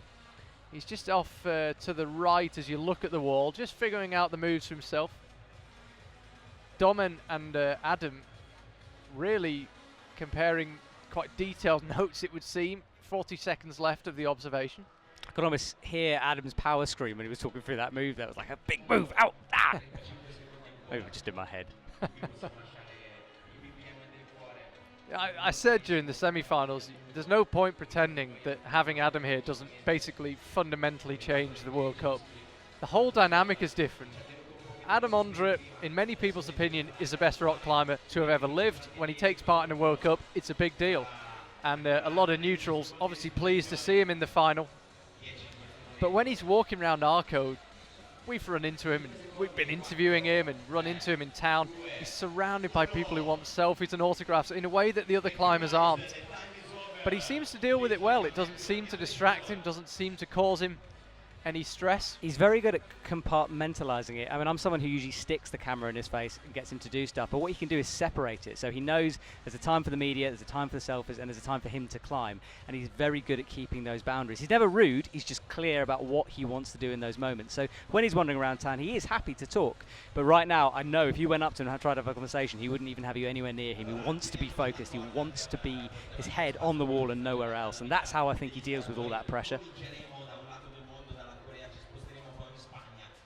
So we are pretty close now to the start of the men's final. It's 9:15 local time here in Arco. Last rays of light just emptying out of the valley. Almost complete darkness descending on the venue. You can see there the silhouette of the rocky peaks behind us. Won't be there for much longer. It's been a funny old day. The hottest day I think I can remember at an IFSC World Cup today, followed by grey sky, followed by torrential rain. Sun came back, more torrential rain. It's been all over the place. Right now, cold and not especially humid. I think conditions feel pretty good right now in the venue. Yeah, they feel great. Certainly better from when the women started climbing. There was that breeze I talked about that started to blow in, and that's still here. It's very, very light, but it's just cutting across the wall and taking that feeling of humidity out. I think the athletes are going to be excited by the conditions. So, first climber out will be Hyunbin Min, winner of a World Cup in Mokpo in his home country of South Korea back in 2014. He'll be first out. Alberto Ginés López after that. And Stefano Ghisolfi, Adam Ondra, Shuta Tanaka, Domen Škofic, Jakob Schubert and Sasha Lehmann, your 8 finalists.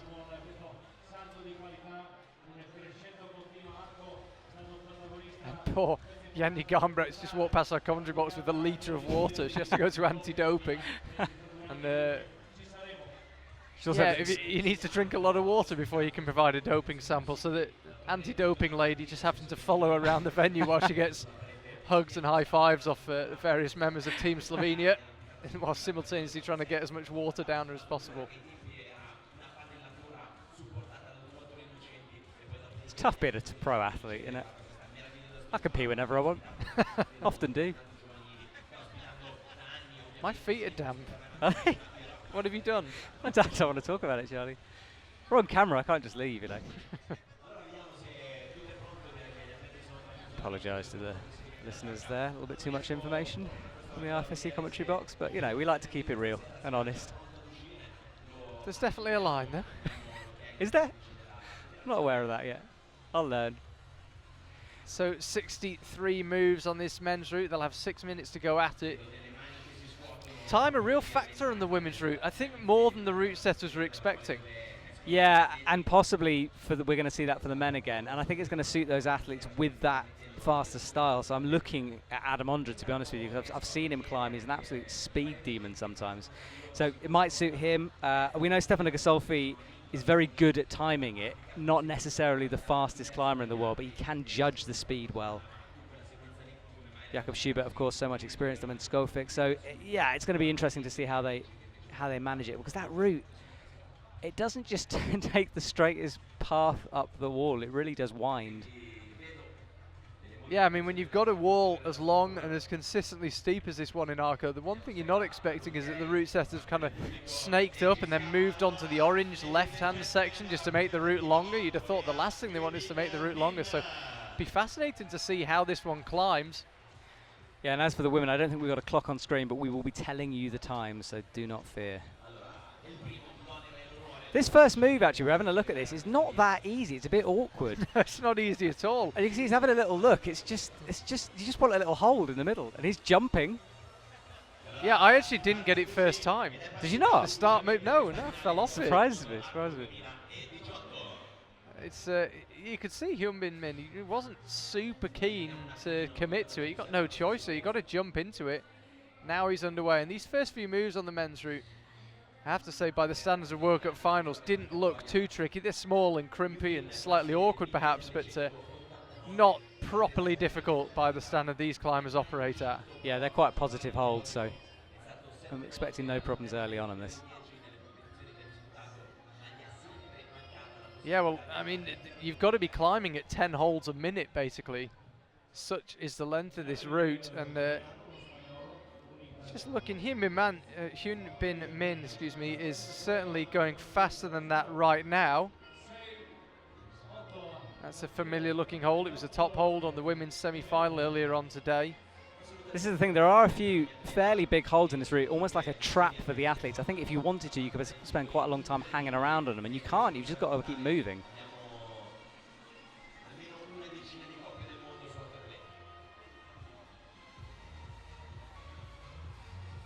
Yeah, Hyunbin Min knows he's got 60 odd moves to get on with, and boy is he getting on with it. That's hold 20, so he's hold wise a third of the way through the route.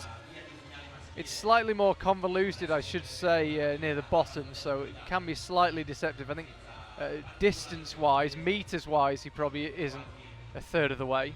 No, he's only at that first roof, so a long way to go for him.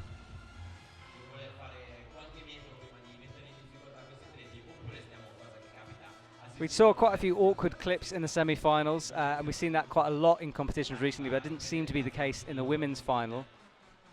Be interesting to see how the athletes deal with clipping in this male final here. So Hyunbin Min, having absolutely flown through the lower moves, does eventually take a pause, and we lose him just stepping out right. It's that black volume with the yellow screw on. There's another black volume about 3 meters above and left of that, which we identified as the point where we could start losing climbers, but that just looked like an awkward slip.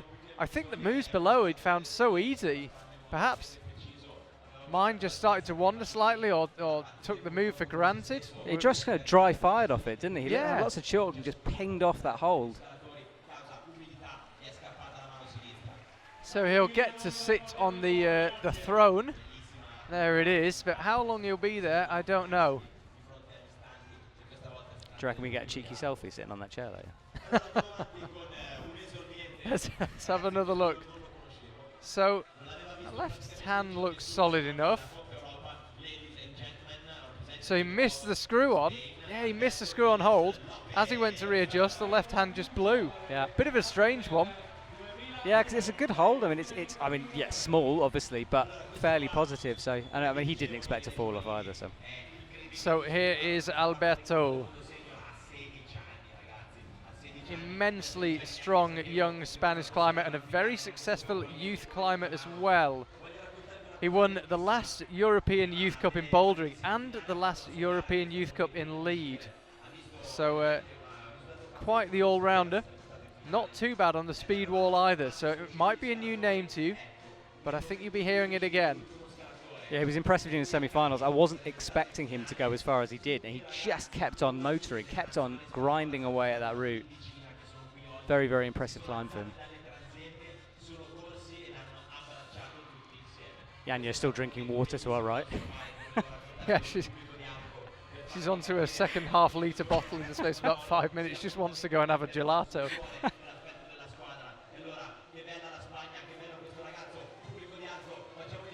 So into this first little rest, and again we're saying, you don't want to rest here too early. It's very low down on the route, regardless of how good that hold is. You want to be moving through it. Again, climbing quickly, getting through the holds in terms of hold number, but they're much closer together lower down, so don't be fooled by the fact that he's heading up to hold 20. He's got a minute 15 elapsed, but still an awful long way to go. And you can see that yellow screw on where Hyunbin Min was aiming for.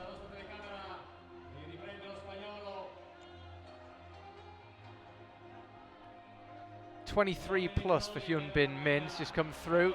Awkward position for Alberto. He's just onto that yellow hold where Hyunbin Min took a bit of a rest. This is when the route gets really awkward. So if he can latch that next hold, he will get his turn on the throne at the foot of the wall here. But first things first.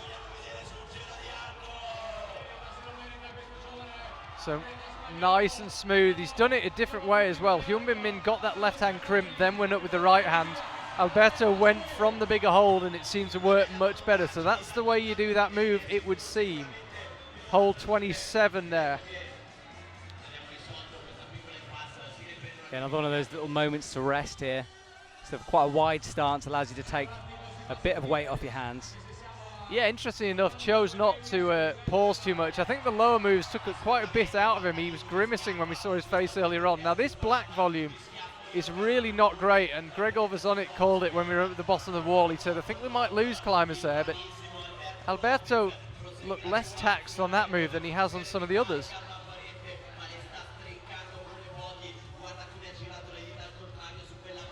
And we lose him just popping up with the left hand. That'll be a 32 plus for him, so exceeds the high points of Hyunbin Min.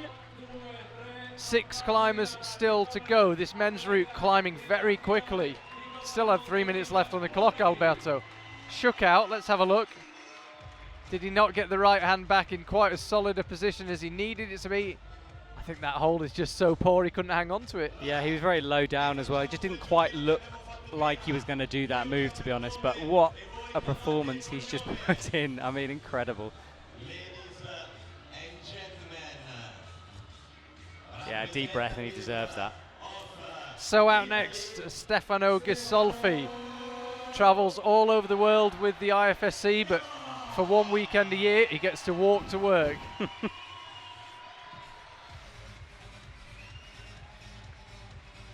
Professional climber living in Arco. Where did life go wrong, eh? It is tough for him. Okay. He gets the gelato all year round, doesn't he? So happy that Janja Garnbret shares my taste in ice cream. I just can't believe everyone's slating him a strawberry choice. Strawberry's great. Dreadful. I'm watching my waist, you see. Strawberry's healthy, right? It's a fruit. Yeah, exactly. So Stefano finally broke his duck of not winning World Cups in Europe in Chamonix a couple of weeks ago. Previously won 3 World Cups, all of them in China. I think much as Chamonix is a legendary place to climb and win, I think an Arco win might mean more than anything. Yeah, if this man tops this route, we are going to see him go absolutely mental. I want it to happen just so I can watch it. And you work with him quite a lot, Stefano. You've been to his place here in Arco and climbed indoors and outdoors with him. What particularly stands out about him? I think it's just his sheer dedication to the sport that he's chosen. He lives, sleeps, breathes climbing. And it doesn't matter if he's pulling on plastic or if he's got a rock project he wants to do. It means everything to him. And he's a great ambassador for the sport because of that. And he's very inspirational. He does a lot for Italian climbing as well. He's always on Italian media, and he just puts a lot back into the sport. And for me, that's what makes him special. So he's just heading up to where we lost Hyunbin Min. He's had a really good season so far.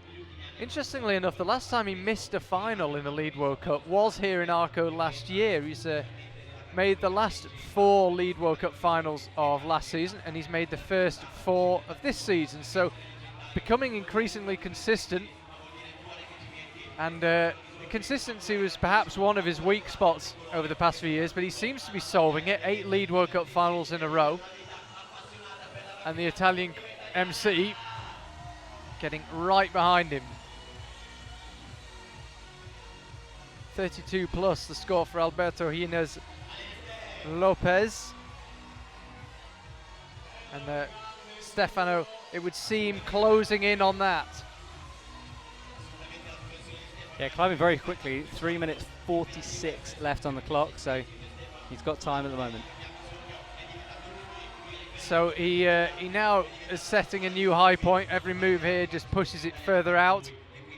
He's at hole 34 of 63, and he's got 3:30 left on the clock. So long as this route is, the route setters, they're not daft. They know it's long. They'll have set it so that it climbs fast as well. And Stefano has got time to top it. He needs to get that quick draw clip to semi-final. Mistake with a quick draw nearly cost him his place in the final. Gets it done now. And he's now got half his time remaining, and about, I would say, just over a third of the route to go, certainly in terms of holes. Sadly for his forearms, it's the steepest section of the route. It gets incredibly steep, but he's got 2:45 to find a way. Yeah, and we said he was very good at timing his routes, and we can see that here.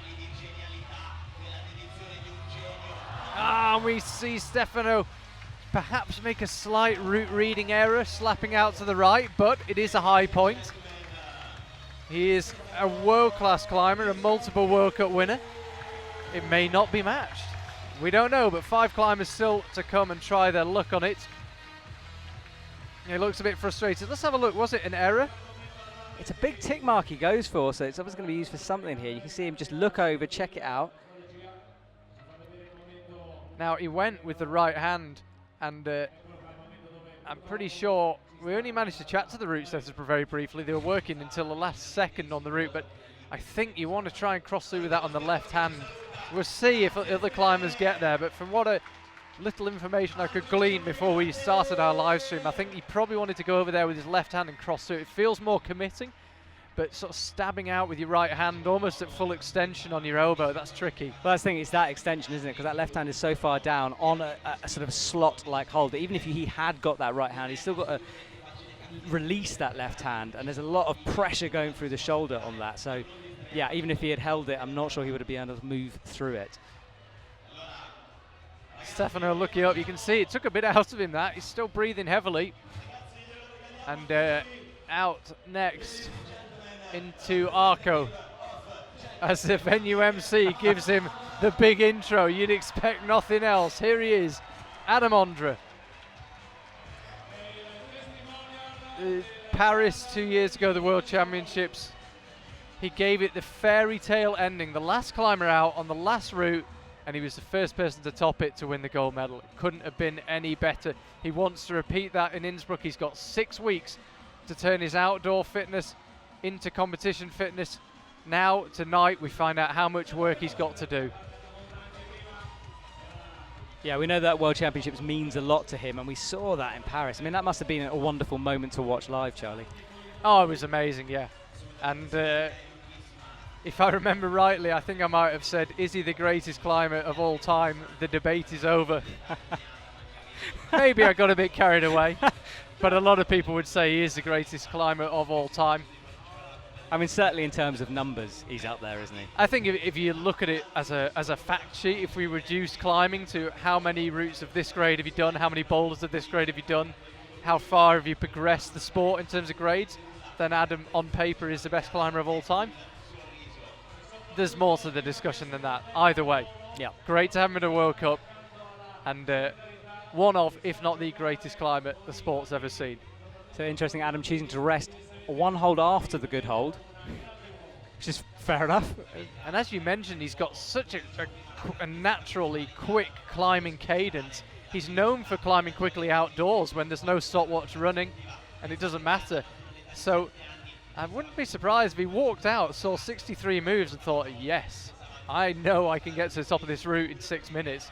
Yeah, I absolutely agree with you. It suits his style, this kind of thing. And those big stepped overhangs. Yeah, Hyunbin Min, having watched a few climbers there, I think definitely read that sequence wrong. Launching from the big hold is definitely the way to do it. I think you're right, but Stefano Ghisolfi did it the other way as well, so I think it is possible, but it's a foot placement issue. Yeah, it's more strenuous for sure. Absolutely, yeah. And the two climbers we've seen doing it that way, it certainly looked easier than the Hyunbin Min and Stefano Ghisolfi method. Adam sort of dispels this myth that lead climbers need to be skinny waifs, doesn't he? He is a big lad in terms of muscle mass. Oh yeah, I mean, obviously climbers ideally don't want big legs because it's almost extra weight. Adam's got massive legs. He looks like a rugby player.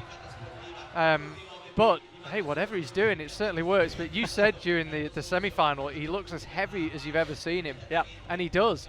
But when it's all muscle and it gives you this much power, hey, that's great. But he's not your traditional lead climbing build. Interesting fact, he wears incredibly small shoes, to the point where La Sportiva want him to wear bigger shoes. I'm serious, he crams in. That's size 5, I think his shoes are. Oh.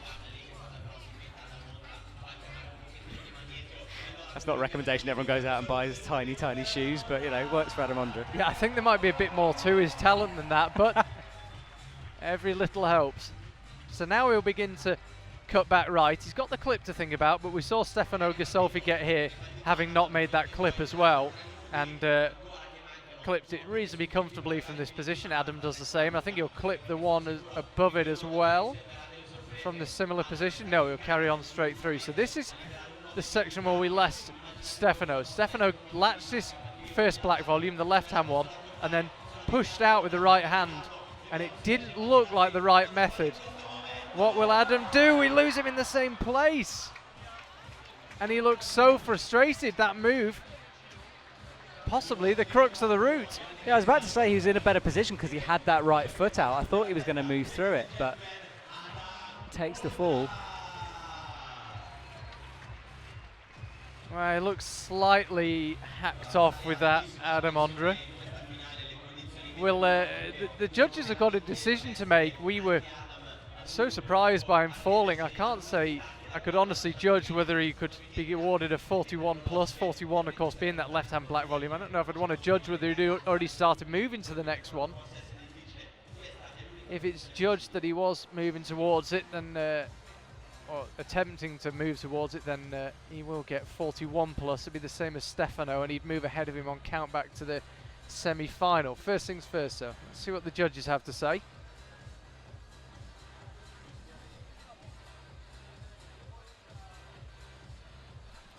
So here it is. Let's have a look at the replay. So he got his far right foot here, and I thought he was stable. I thought he was okay. It seemed quite a stable position. No, it was the left hand that popped, so he'll be behind Stefano. It'll be a 41 for Adam, not a 41 plus. And yeah, it was the left hand that went. Yeah, and obviously not expected. I think the crux today for Adam here is undoing his knot. It's not locked solid. This is the obvious downside of being as heavy as he is. This is true. Go give him a hand, someone.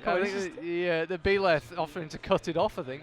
Yeah, he can see it there. 41 for Adam Ondra. So Stefano Ghisolfi, he holds the high point right now. That move has stopped Stefano Ghisolfi. It's stopped Adam Ondra. It's a serious move, and I have to say, I mentioned earlier, we had very little time to talk to the route setters. The observation that we did was just our own observation, but that didn't immediately jump out as a crux.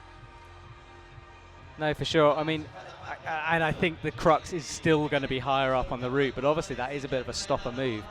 I think more in terms of being able to read it properly, because both Stefano and Adam struggled in no way in terms of strength, but just got the wrong sequence through it. Shuta Tanaka appearing in his 4th World Cup, his second finally was 6th in Chamonix a fortnight ago. What a July it's been. Started out in Villars, crossed over the Col de Monte into Chamonix, then through the Mont Blanc tunnel, down through the Aosta Valley to Briançon, and now across here to Arco on the northern end of Lake Garda. A fabulous month of climbing and a real test of endurance, not just on the routes, but also how people are holding it together for week after week after week. Yeah, I think that was a good point from Gregor, saying how these guys are getting tired because you don't consider it. I mean, and you know, climbing is one of those sports that's still emerging. As you said, Charlie, they're not staying in the most glamorous of locations. A lot of the time they're hand to mouth, and that's hard, especially when you're performing to this kind of a level. You're getting your diet sorted, getting the right hydration, it all makes a big difference. And it's really hard, particularly for climbers like Shuta. The culture and the food in Europe is so alien compared to what he's used to, and that adds a level of complexity. I know when we go to Tokyo for the World Cups, it's luckily I love Japanese food, so happy days, but being in a foreign culture like that, it's much harder to eat what you're used to eating. And if you're someone that might be slightly fussy with your food or eat certain foods to maximize performance, it can be really hard to get them when you're in a culture as different as Italy is to Japan.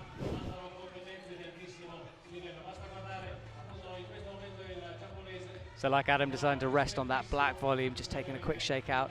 The Japanese athletes have a very interesting shakeout style. It's a quite aggressive, a real sort of hard shake. I wonder if that's something they're taught or what it is, but it's certainly different.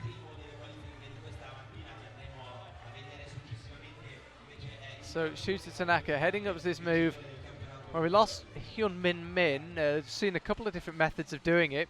2 climbers for each method so far. Gamba, say Team Japan.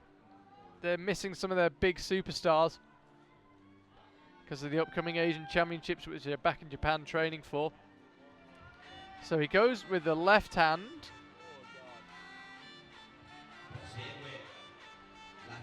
And makes it work. Yeah, so makes it look easy. That's 3 climbers out of 5 who've actually tried the method that, to me, looks harder. Yeah. I mean, I think it's a size thing as well. I mean, he managed to get his heel up very quickly as well, and that's going to help. But I think Hyunbin Min, he just misread that slightly because he also missed the screw on. Remember, he went into the black volume first, so that wouldn't have helped.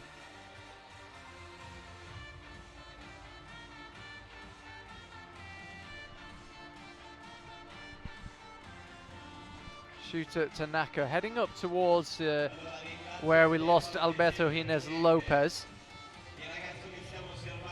It was a 32 plus for him. You can again see how featured this wall is. Lots of little bumps, so the athletes can use to their advantage if they choose and if it works. Standing room only here in Arco. The crowds are packed in. So this will be him up to a very, very provisional 3rd place. And he's heading up towards this move on the black volumes. That's caused major problems for Stefano and Adam. And Shuta looks like he's got quite a bit left in the tank. Yeah, no problems really. Nothing seems to have phased him. He's very, very calm. He doesn't give a lot away when he's climbing. You don't see a lot from him. It's a characteristic of a couple of the Japanese team that when they fall off, you suddenly realise that, oh, they were tired after all. This is a physical move on a steep section of wall as well. Somehow got to rotate and release that right hand as late as possible. Nicely done. Gritting my teeth as I watch him do that. And again, it's that slap up to the black volume. He put his hand on top of it. You've got to get round on the top right corner. So that's going to be 40 plus, I think, for Shuta. Looked like he enjoyed himself. As well he might. A month in Europe, 4 World Cups, 2 finals. Not too shabby. Nah, he's done good.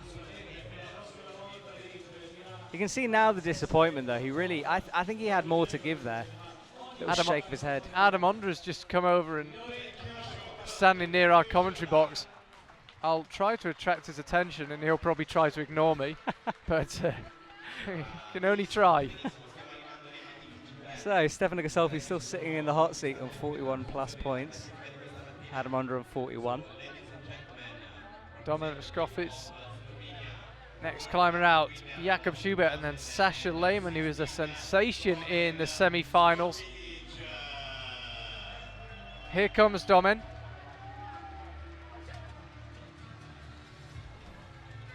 Sort of waiting for him to come back into the form we've seen in the past. He hasn't quite got there because he was looking at one point so dominant on the League Cup, World Cup scene.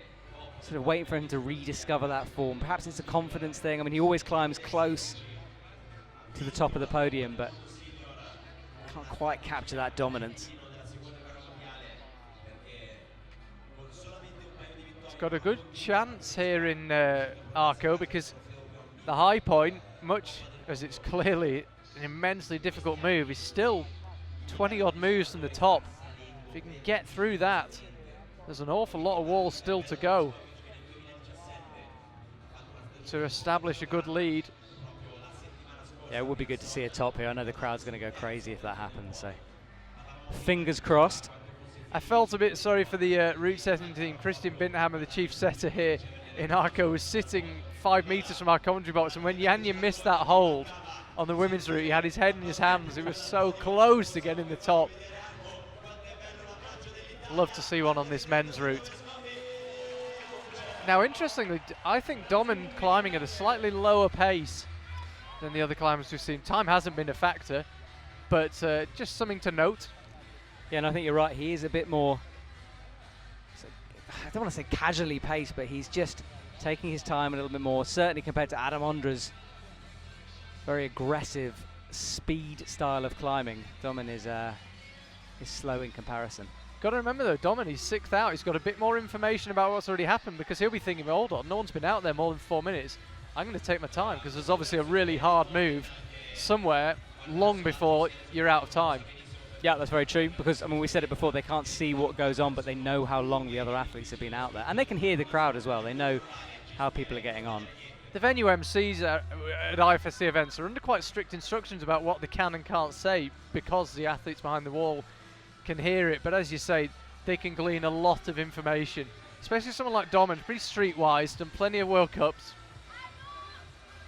Janja Garnbret is 2-3 meters away from us, shouting encouragement, but mainly just standing there slightly nervously watching. It's probably harder to watch than it is to compete, nerves-wise. Yeah, the Slovenian team are very supportive of each other, and we see it all the time. They travel in this big group to every competition, all the coaches behind every single athlete competing.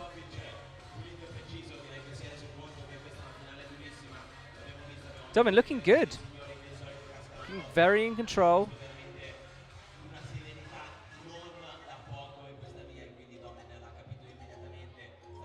This is the first really tricky move we see on this route here, this left hand. Made harder because of the second yellow screw on above it, so you haven't got a huge area to aim for. Yeah, it's just that blocker. It means you've got to have that level of accuracy, and Domen did that move pretty powerfully. He had the power to do it, and you just hope it hasn't taken too much out of him. So he's beginning to move left, and then when he comes back right, he'll be on that move that's caused so many climbers so many problems.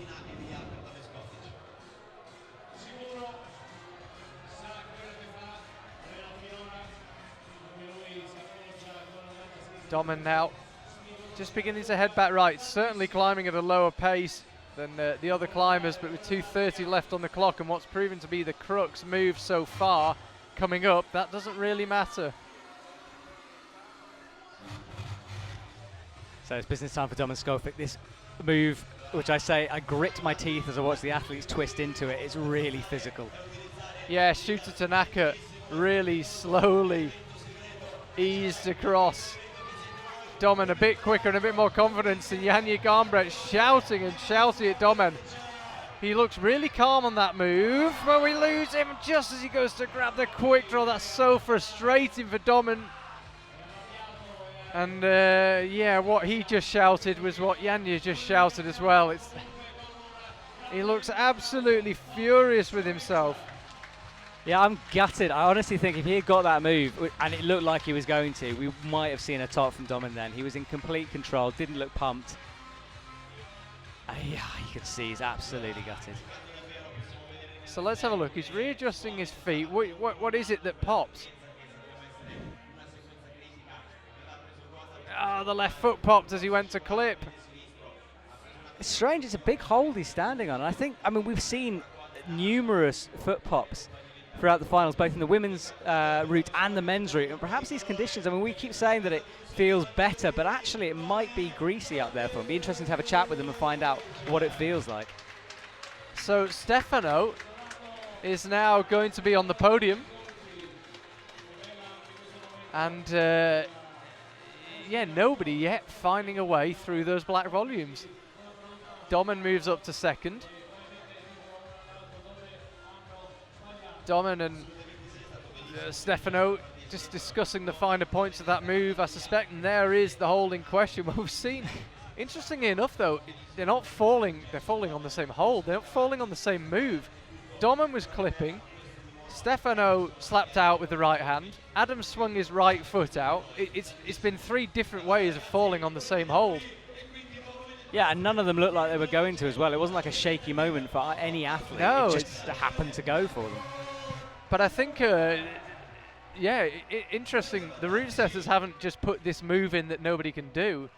It's interesting that we've had 3 different ways of falling off the same move. So Jakob Schubert, 1st, 2nd, 4th, his results so far in July, and the World Championships in 6 weeks is in his hometown. Would you bet against him? I was just about to say, I mean, he's got to see this, and I know he doesn't know the high point, but this is an opportunity for Jakob. No one's getting close to the top of the wall. This is a moment where he could really win this competition now. And again, a bit like Domen, he'll have seen climbers not being out for very long, and he'll have heard the crowd going, oh. So he'll be gleaning information from that. Won here in Arco last year. 20 World Cup wins for him, 18 in lead, 2 in boulder.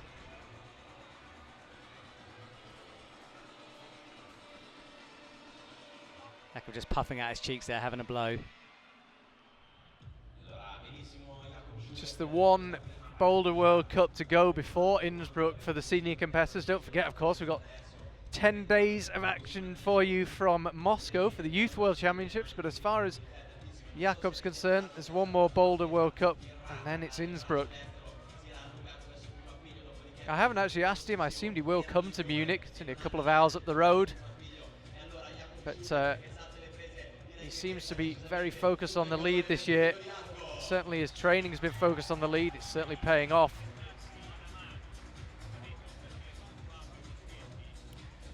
So into this interesting sequence, how is he going to do it? Makes that clip a lot higher up than the other athletes, actually. They were all down low, pressing their shoulders almost into the top of that little roof section. I'm just watching Stefano Ghisolfi. He's at the foot of the wall as well. Came down, disappointed that he'd fallen off. Suddenly singing, well, I'm on the podium. Is this really, was that really so bad? I mean, yeah. It's a slightly awkward situation for him, really. The spotlight's on him. He's in the middle of the Arco stage. Got the whole crowd looking at him. And he's got to go through the emotional ringer in full public view. Yeah, I'm sure, I know what a perfectionist he is. I'm sure he's feeling like what he did wasn't good enough. But as you said, as the athletes tick down here, it might be. But this man could stop him. Jakob Schubert climbing well. A little down climb to take the rest. He knows he can take his time here. Yeah, he's got 3:40 left on the clock, so effectively all the time in the world. That's in terms of holds, he's closing in on halfway. He's closing in on halfway on his time, so he seems to have the pace about right, but because of that move coming up, that 41 hold, time has just not been a factor. Despite the route being 63 moves long, it's only going to be a factor if someone gets through that move. Yeah, it's fascinating. Like, of course we want to see tops, but when there's a move that's shutting down people to that extent, it's really exciting when they come up to it. As you can see, this little zigzag of a sequence goes right and then all the way to left to the arete.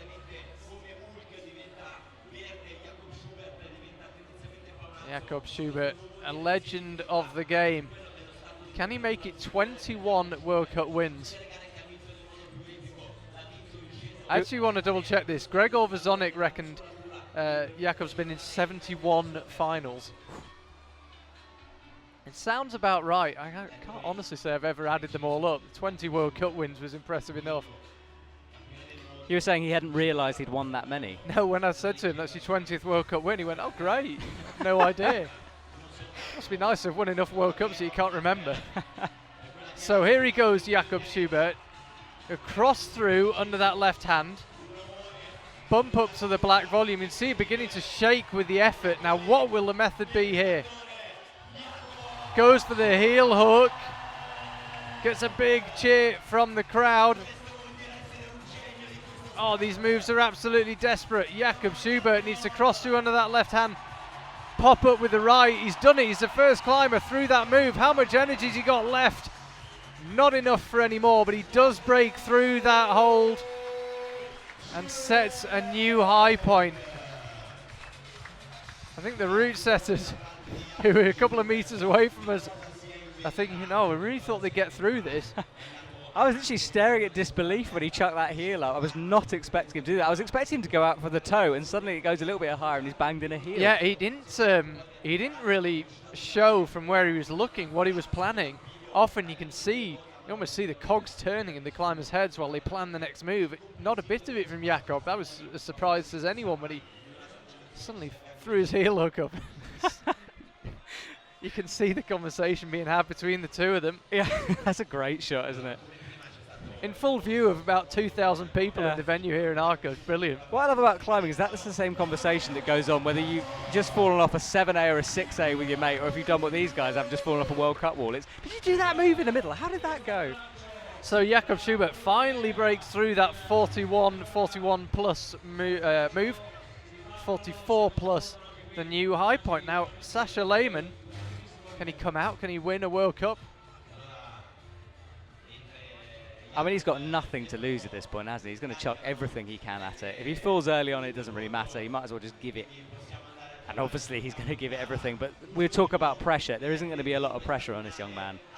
No, third final in a row. It's been a great July for him, regardless of what happens. Best finish in a World Cup of 6th. That was a couple of years ago. 7th and 8th in the past couple of weeks. And as you say, no pressure at all. When Janja came out earlier, there was tension in the air. Not a bit of it with Sasha. He's riding the wave in 2018, as I say. Third final in a row. And if he can get higher than hold 44 plus, he's going to win here. Big if. I'm looking forward to this. I like watching him climb, and I think he might have a chance here. I really do. If he just climbs, doesn't think about it too much,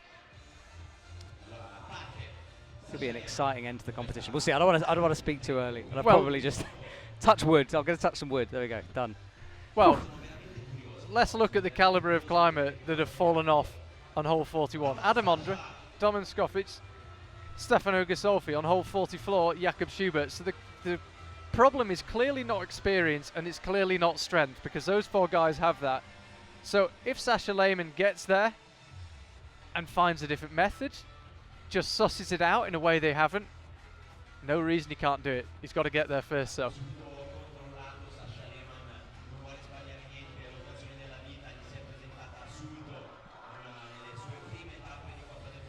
Pounding music echoing off the cliffs around us, just adding to the atmosphere of this venue. So special, sorry.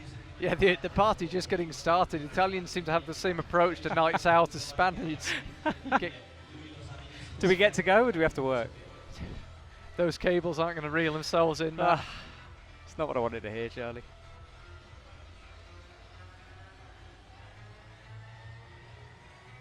Yeah. Ahmed Torre, who joined us for the speed climbing, said, I'd really like to see how you guys pack away all your kit and stuff and come and help out. And really? I fell off my seat, yeah. You can have my spot. I know he's taking mine. So Sasha now launching on to hole 20 just coming up. So I'm just looking time-wise here. He's got the speed about right. Because the route is 63 moves long, we've inevitably been thinking about the time, but it should be pointed out that nobody's come anywhere near 6 minutes. So may or may not be the determining factor. He's just got to get past hold 44 plus. See him having to breathe hard already. I mean, it's easy to think, because all the climbers got to this stage, that these moves might in some way be a gimme. Not at all. Sasha Lehmann, yeah, it looks a difficult way of doing that move. You can see how strong he is though. When that right hand landed, it was like closing a vice. Yeah, it was a moment where I thought he was going to lose that left hand. He only had a few fingers on that hole, but as you say, just looks so strong.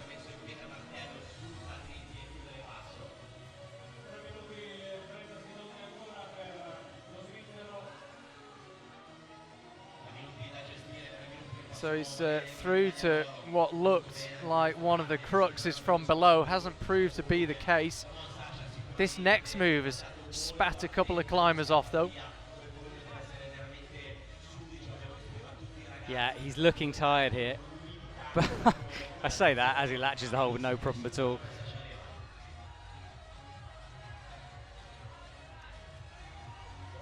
Now, we said if he can get there, he stands a good enough chance as anyone else, and that still stands. Slaps up with the right hand. He's just looking slightly jerky in his movements. This, of course, the fourth route he's climbed in the space of, what, less than 36 hours.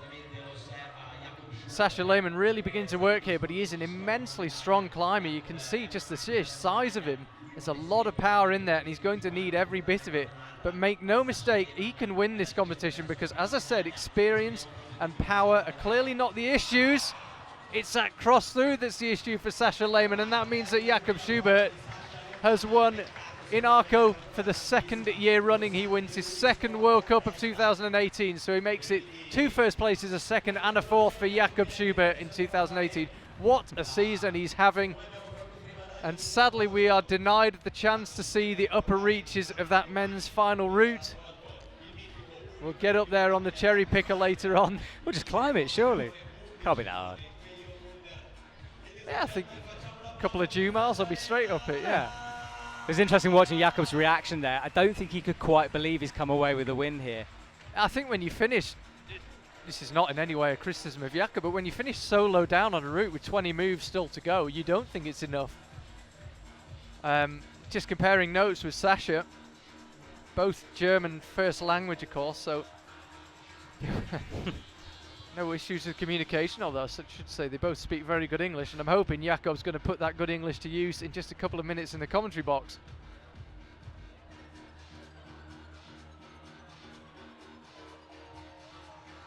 Yeah, they all seem to be having the same chat between the climbers and the route setters.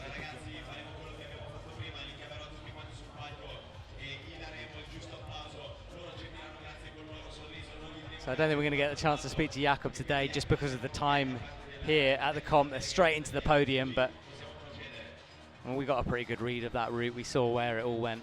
I think we can speak to him, actually. Oh, we can speak to him? I'm hoping. Oh, sorry. I might don't know what I'm talking about. No, they're good. They do a very brief podium ceremony here in Arco. Well, no, I'm determined to speak to him. I've sent people on their way already to go and grab him. If we don't, apologies, it won't be for lack of trying, but you can see there 44 plus for him, second win in a row in Arco. It seems to be a bit of a bogey venue for Jakob Schubert throughout his long career, and then the last couple of years it's been anything but. So you might be able to see there at the bottom of the speed wall, there'll be what we call a flower ceremony. It's like a mini podium in effect, where they introduce the top 3 climbers to the crowd.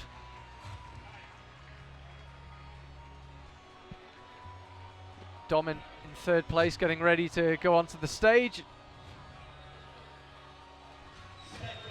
There we go, Domen Škofic, third place. He's not sure where to stand.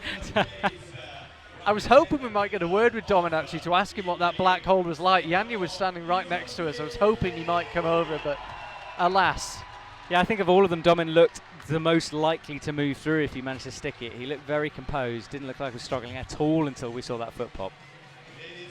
Oh, musical chairs going on there. Yeah, the organisers trying to herd cats.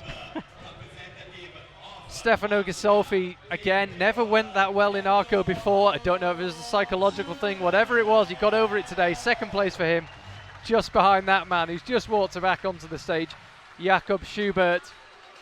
Innsbruck finest in 6 weeks' time, has a world championship in his hometown, not just his home country, Innsbruck born and bred, and he comes into it with 2 World Cup wins out of the first 4 of the season.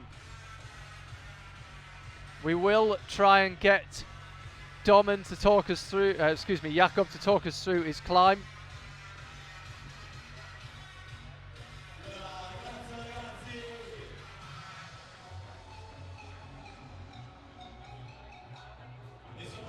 Jakob should know the score by now. He's making quite a habit of winning.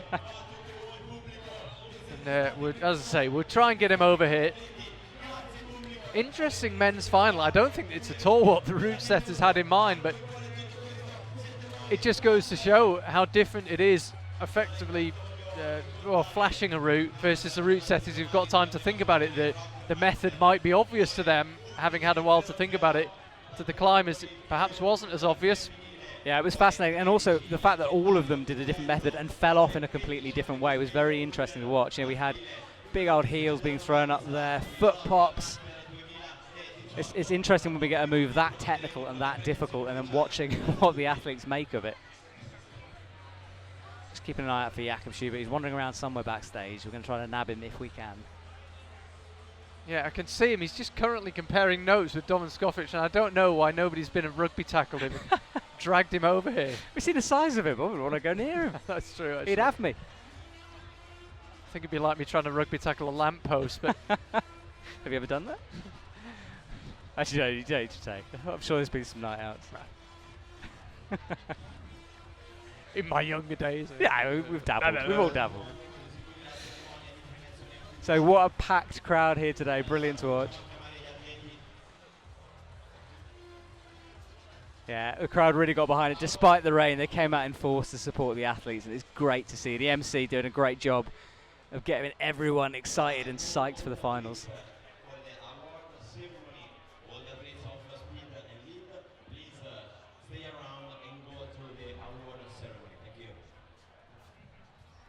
There's that shot of the wall, so steep, so impressive, and you can see it when you drive into Arco because it's always here.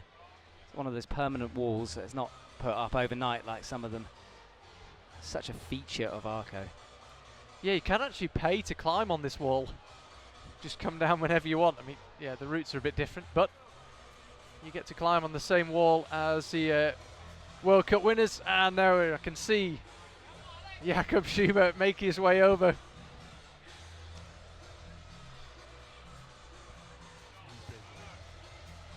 And we'll also have a replay of Jakob's climb. Hey guys. Jakob, welcome. Welcome. Thank you. Thank you. And so we're going to shuffle over a bit here. I think we're all off the edge of it. There we go. No, you're good there. You're good there. Okay, we're good. You're good. Man, you were behind the wall. You should be used to winning now. You know you've got to come to the commentary box. Well, yeah, I'm psyched. It came like, I mean, it's just like a few minutes ago. I don't know. It came unexpected. Yeah, super happy. I mean, obviously this route was really hard. I still don't feel, I feel like we kind of disappointed the route setters a bit. I think we could have all done a bit better. I'm a bit, although I won, obviously I'm super psyched. I'm a bit disappointed no one got to try that jump in the roof. Like it would have been amazing for the crowd and it looked like really spectacular. And yeah, I don't know, I guess just a few moves were a lot harder than the route setters expected and the conditions are still not super good. Sorry, go on. Well, I was just going to say, we saw you chatting to Christian Bindhammer, the chief route setter here in Arco. What was the conversation? Well, mostly he told me what the actual beta was on that move, obviously, because I guess we all messed up on that move. Mostly also because I think we all just got pumped all of a sudden. I don't know. That's why I was like, not even like, that's why I said I think we disappointed route setters. I feel like we could have all done better in this route, but I don't know. Well, let's have a look at the route. It seems like everyone kind of like messed up. And it's a route where it's easy to make some mistakes, and they cost a lot because there are no real rests and a lot of like not good holds. So there's no real chance to recover, and mistakes, are really, So moving through this can make you fall really fast. This bottom section looked a little easier. Were you just trying to push through? Was time in your head? Did you know it was a long route and you only had 6 minutes to do it? Well, I mean, obviously it was a bit different to climb the route since I knew that everyone was not doing so well. I mean, obviously behind the wall, you know where the people fall, and we all know if someone does such a huge jump in the roof, we hear that behind the wall, right? So I think everyone knew that no one has done the jump so far, and so maybe you climb it a bit differently that way. This was actually the first kind of awkward section, I thought. So this hold was not that great. It's kind of hard to get a foot up, and once you're like high with your body, it's way better, but until then it's kind of powerful. And now we all read to match this hold because we thought the crossover to the little one is too bad to cross over. So now I was like, sorry, language. How do I like match this hold? Now I try to match it again. I like hold it a bit lower with the right, try to match again. No, it doesn't work. And now I finally crossed. So that was the first mistake I did, which cost some unnecessary power, right? And I guess, we all did some mistakes like that today. Otherwise, someone could have climbed higher. Yeah, there were lots of different methods to that. Everyone was doing it differently. So as you say, just hard to read that section, perhaps. Yeah, and everyone making it differently means a lot of people not doing the perfect beta, I guess. And this next, the huge black volume. Yeah. We thought this would be quite a hard move, but it looked okay. I actually thought it's going to be kind of a rest. Okay. And it was nothing, like it was none of each. It was like not super hard, but also not really comfortable. It was really slippery. So like matching it was, obviously the foot was really good, so you can kind of sit on your foot. Matching it was a bit hard, but now once you got this crimp, it was fine. That's why I even like do a short shake out here. And what I felt like this bottom section already got me kind of tired. What were conditions like on the wall? It seemed like they'd be quite good, but you said that they're not super good. No, it didn't feel so great. I don't know. Still quite humid? A bit humid, okay. But not like terrible, to be honest. And the holds were kind of bad, but still more like not slopey, more on the like crimpy side. So it's not as bad if the conditions are a bit worse.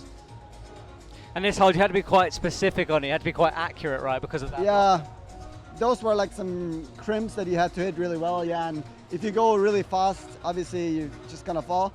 So getting the foot there was kind of hard. And now this section was a lot harder than I thought. Like I thought the next hold, the huge one, was kind of good on the tick marks, but this was actually really bad. It's interesting you said it because we watched all of you guys who got that far make that section look fairly easy, but it was hard, right? Yeah, it was. I mean, the hold was just not great. The feet are okay, but obviously no one shakes out on this hold, and that tells you it's not a great hold. And now, this traverse is, I think, what made everyone fall afterwards, just because it was really tiring. Like the left hold is not great, the foot hold is not great, and now I'm already kind of tired. But I get this one really well, and then I was like thinking, the foot hold is too far, so I thought about Angie Eiter winning 2011 in Arco with exactly this, and it worked out. Yeah, I mean, this was but the move was that much stopped harder. everybody. Like I thought when I kicked the foot, I was like, oh yeah, I'm so smart. This is gonna be so easy now. And then it was actually, the hold was really bad with the left hand, so it was really hard to actually get out of this position. So the actual beta was jumping with your right hand as a Gaston. Okay, so you had to Gaston and then go into that right hand. So you grab the first black volume and you like match and go to the next one, almost in the same move, and end up like this. When he told you that, was it just like a moment of like, oh, of course it is? Or is even looking at it, do you not see it? I mean, obviously, on the observation, we try to, like, especially on moves like this, where it wasn't really certain what to do, there are, like, different possibilities that we think of, and this was one of them that, like, Stefano, I think, brought up, even, like, just jumping straight to both holds. So when Christian told me, like, I already thought of this beta, but I wouldn't, like, up there, I was like, I think I would have fallen probably also maybe on the beta. I don't know. I mean, you have to do really quick decisions. You're getting pumped. You can't, like, try out different solutions, and you have to decide really fast because every second is more pump and you want to save as much power as possible. And I guess I did the right decision there, at least to get through that section, and that meant the win today. So yeah, I'm really happy. Well, just Jakob, we've got to go, but just quickly, will we see you in Munich for the Boulder World Cup? Yeah, I think so. But obviously the focus, I guess, is Innsbruck. Yeah, for sure. Combined lead. Yeah, I mean the main focus is on lead, but I'm gonna do the combined, so I'm gonna do bouldering as well. And yeah, who knows? I mean, you never know. In bouldering, everything is possible. So yeah, I'm excited to get some like competition experience again in Munich, and then try my best in all the disciplines in Innsbruck. Okay, well, man, what a fantastic July. 2 wins, a second place, and a 4th. Doesn't get any better. We've had a fantastic July, as has Jakob. Got an action-packed August and September as well. Youth World Championships in Moscow, Munich World Cup, and then the World Championships in Innsbruck. So much good climbing already this summer, so much still to come. Thank you for watching. We'll see you in Moscow. Thanks, guys.